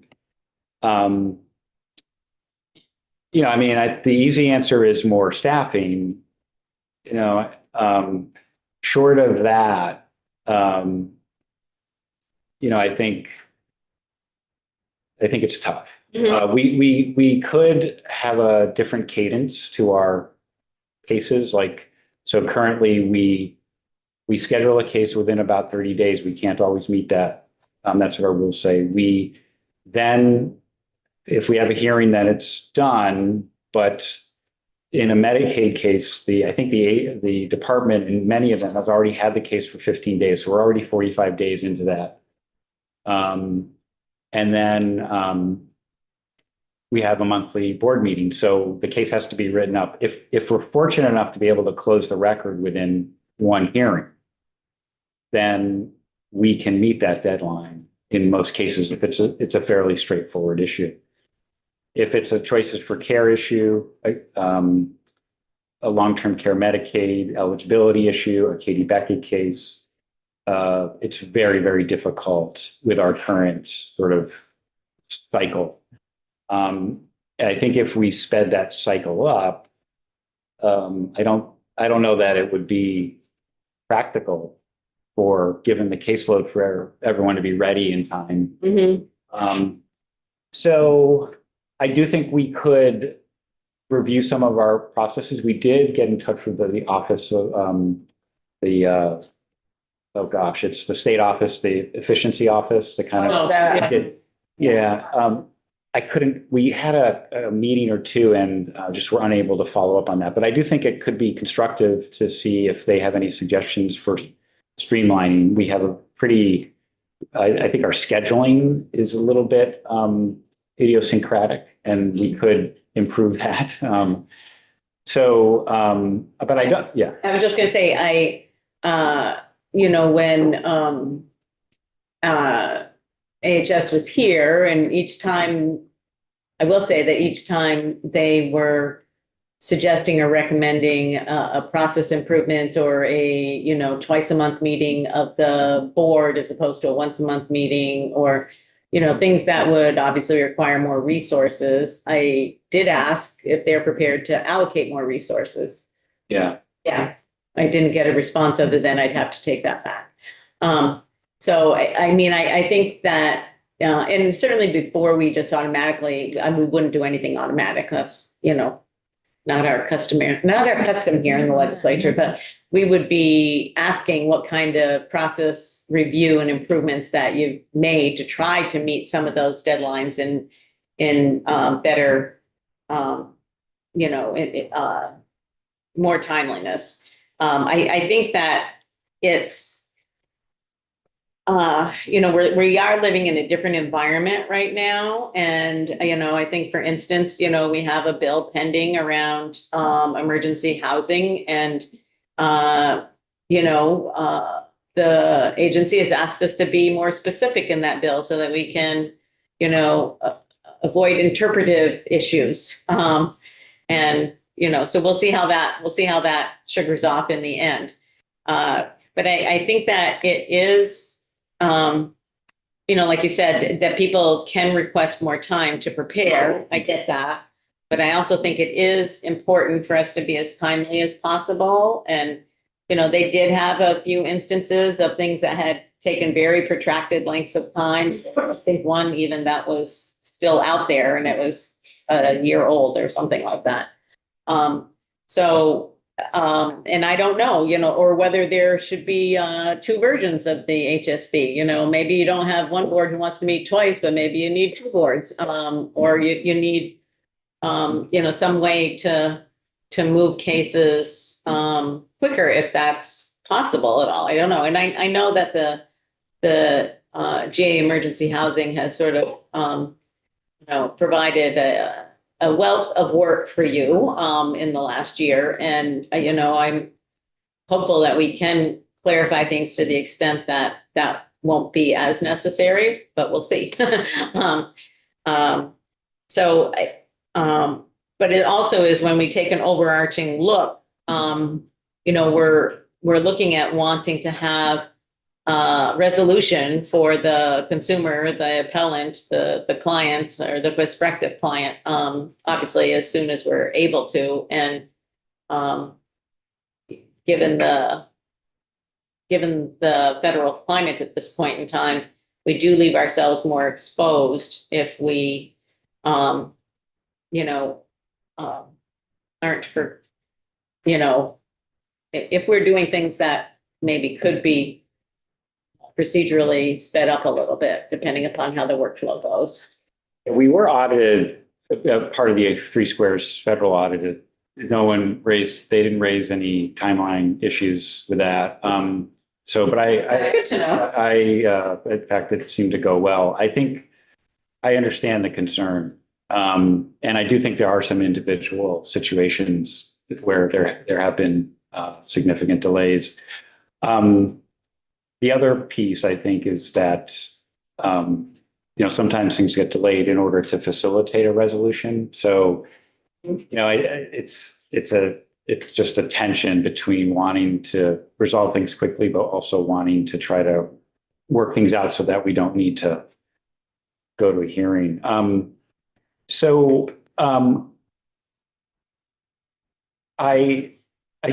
There's a few other things. I mean, I don't know. If you know, the piece about the Massachusetts approach, I think, about not the power to declare a law invalid, or which is in the agency's report. Yeah, I mean, they seem to say that it felt like it was their position that you were interpreting the law as opposed to giving deference to the agency's rules implementing the law.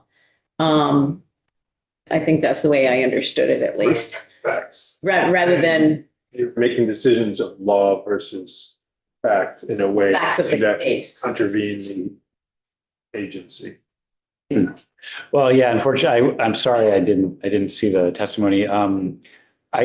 I feel like this is more of, I'm not sure what the Massachusetts, I've looked at it. I'm not sure exactly what it's aimed at. We certainly don't declare laws and rules to be valid. We simply decide individual cases and decide whether we think the rules and laws were followed. So that might involve interpretation. So I feel like it's a bit misplaced. I'm just not sure it's a fit for what, I don't know how it works in Massachusetts. We are required to review both federal and state laws. That's in the Medicaid context, it's in the Three Squares context. So I don't think we could carry out our duties without, say, looking at whether a federal law or a regulation or an interpretation of a regulation is consistent with that federal law. That would be, so ultimately, those laws trump. But it's a judgment call. The department, might disagree, but I don't think it's out of it's something that's not within the purview. The board is supposed to determine whether the rules were followed. That includes the federal rules. Mm-hmm. And I think that's been affirmed by the Vermont Supreme Court on numerous occasions. So I think that, when sort of we asked follow-up question, they were definitely referring to the GA appeals, on emergency housing and,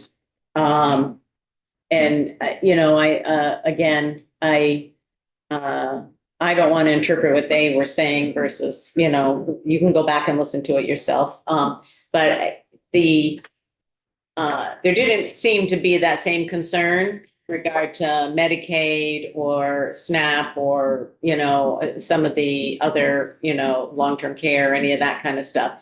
It seemed to be highlighted about this, the issue that arose last year around, what was the interpretation of the statute as the legislature passed it. And I'm trying to, just sort of understand their perspective and whether it was a reaction to the volume of cases that had been filed in that regard and the volume of decisions that were not in favor of the department, versus whether it was appropriate or inappropriate. It felt a little bit to, and this is just my personal opinion, it felt a little bit to me like it was a little bit of a reaction to, the findings that happened sort of one after the other of, of how this was interpreted. And it's kind of too bad that it didn't actually, have a decision from the courts, given that that case, ended up, not being relevant at the time, by the time it got to the court. So I don't really know what to say about that. I think it's a difference of opinion between the Agency of Human Services and the Human Services Board about whether or not you, in your function, were, applying, a procedural issue that went above and beyond what they thought. They definitely kept using the word deference to the agency and deference to the agency's departments when it comes to rules. I've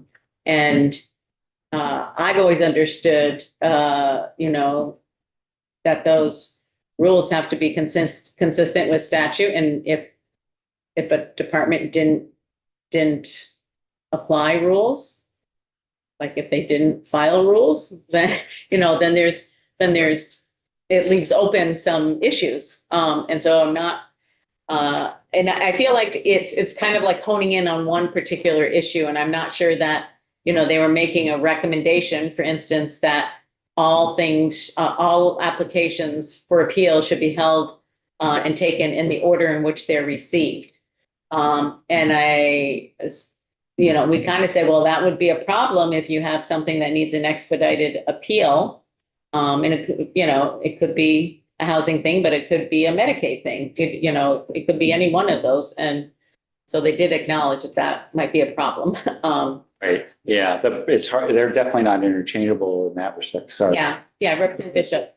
Can you help me better understand the precedential value of your decisions? I assume it's a precedent for within HSB. Does it have any precedential value outside of that? Well, in terms of is the department or the agency bound by the board decision? Or I guess any other, or wherever else the case may Yeah. ultimately go, or within the department, Yeah, that's probably the extent, right, would be within the agency or the department, but that I can't think of another form or well, so they're individual cases for the most part. In the GA context, definitely there's not really a mechanism to so we didn't establish a rule when we reversed the department on the 80-day issue. So that's why they would continue to deny people. So it's not precedential in that respect. It's only, but we did follow that precedent within our own cases. The area that it's where I believe it is precedential, at least indirectly, is certainly in Medicaid, because any decision of the board is reviewed by the secretary of the agency. If it's basically adopted in most cases, it's adopted by inaction. Like the secretary has 15 days to reverse the board decision. But if they don't do anything, it's considered to be adopted by the secretary. So in my view, that's it's a single state agency kind of concept. How does that play out with GA? The same thing? Does that go to the secretary? It doesn't go to the secretary. Yeah. Okay. And so that's how they could continue making decisions in the way that they did. Correct. Yeah. And I don't know if there are processes in place at the agency level to ensure that say a Medicaid decision that's adopted by the secretary is essentially applied consistently to similar cases. We have had a few situations where we've had repeat issues that have gone up to the secretary. They all go up to the secretary, but have been adopted by the secretary where they didn't follow the prior case, the one that was adopted. The one thing I do want to point out, I do understand. I do think the GA cases or the GA case was. It's not like that happens all the time, and I do think it was sort of somewhat feeding the sense of that the board had overstepped. But if you look at the track record of the board and the Vermont Supreme Court, the board, I think, gets affirmed. Board decisions routinely get affirmed by the Vermont Supreme Court. Not all the time, but I think we have a pretty high affirmance rate, whereas the secretary decisions do not, is my understanding. So in other words, that's the agency, say, reversing a board decision that then gets appealed to the Vermont Supreme Court. So it's not a lot of cases. And I think, probably the agency would say, well, we just don't exercise that option all the time. And if we did, maybe they'd be more, cases that went up to the Vermont Supreme Court. But I just want to, it's just to point out that I think that there is a track record of the board making legal decisions that have been affirmed, and so I don't think, I think if it was the opposite, then, maybe you might question whether it's appropriate. Mm-hmm. But I think I don't think that's the case. I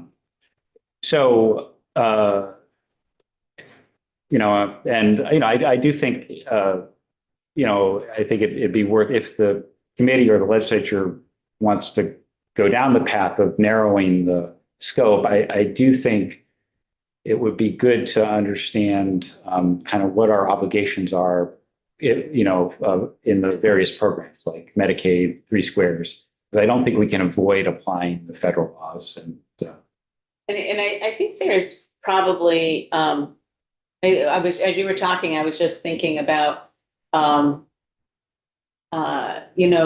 should there, and right now there appears to be, although I'm not sure it was a conscious decision, but there appears to be a delineation between those programs that are state funded versus those programs that have some sort of federal funding, whether it be Medicaid or, Three Squares or, anything other in terms of federal funding. And I just have to sit with that and think about that, about whether or not, that's a justifiable distinction, or because I believe right now, from what I understood, the only cases that go to the secretary for review is those that involve federal funding. Is the way I understood it.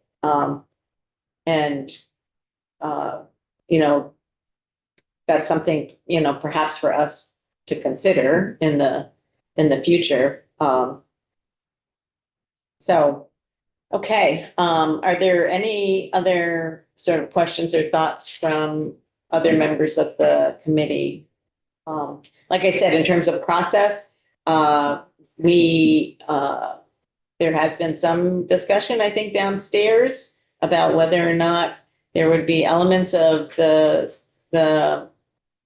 AHS recommendations inserted into a bill that's under consideration downstairs. And that would not be my intent to do so, because this is really important to consumer rights, and needs to have sort of a full vetting by interested parties. And so, I would look, if we do anything, I would look to a separate bill next year that would have a full process outline that enable people who brought cases to the Human Services Board. We'd hear from the Human Services Board, we'd hear from other departments, and we'd consider any potential changes at that point in time. So just in case you hear about that somehow, that's not our intent here.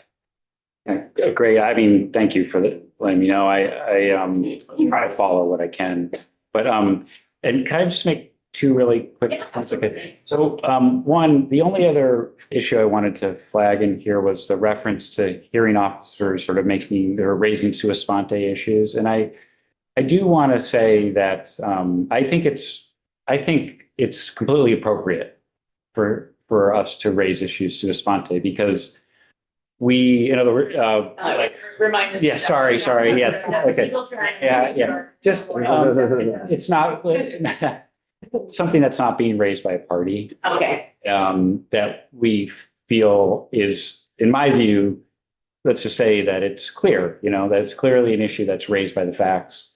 I think it's completely appropriate and certainly in situations where a benefit is at issue, and there's a lot of case law on this, basically saying the whole purpose of these programs is to ensure that people who are eligible get the benefit. And I would never apologize for, aiming to make that determination. If that means raising an issue that hasn't been raised by a petitioner, I think that is completely appropriate. And so, and I think that is an issue that very much affects the interests and substantive rights of unrepresented petitioners. And I think there's a long history at the board of being concerned with that. The only other thing I would say is given what it looks like is the likely direction of this, is that, I'd certainly pledge to do as much of a review as we can of our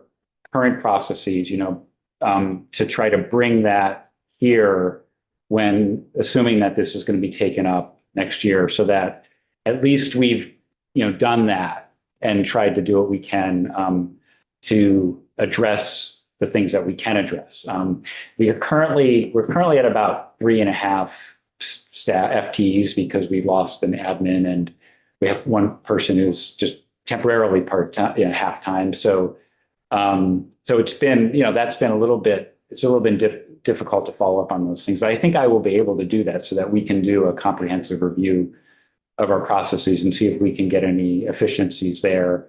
And I think we are gonna initiate meetings with the departments and other stakeholders, just to, in the spirit of trying to improve the feedback.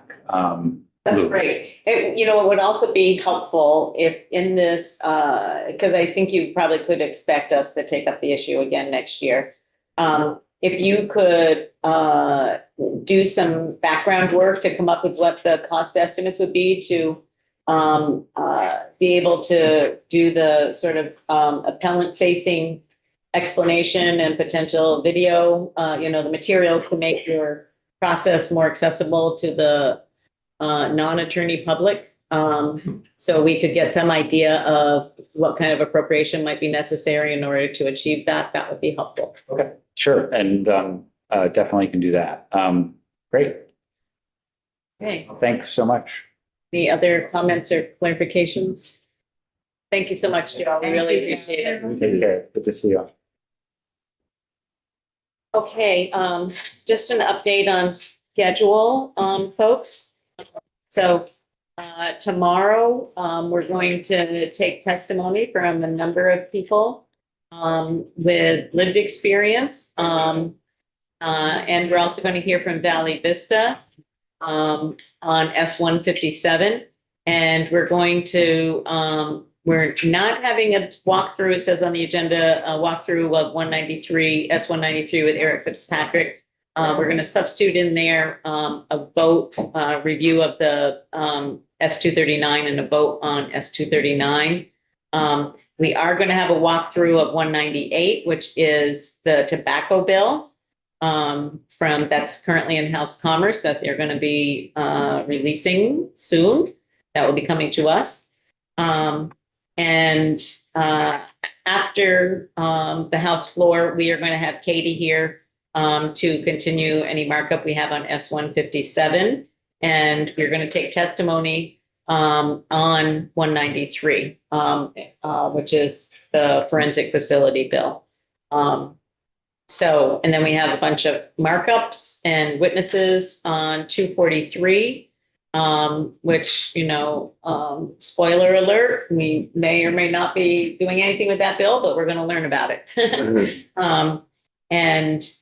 We are doing a walkthrough of S-206. I expect that to be moved to us relatively soon, sometime this week from House General.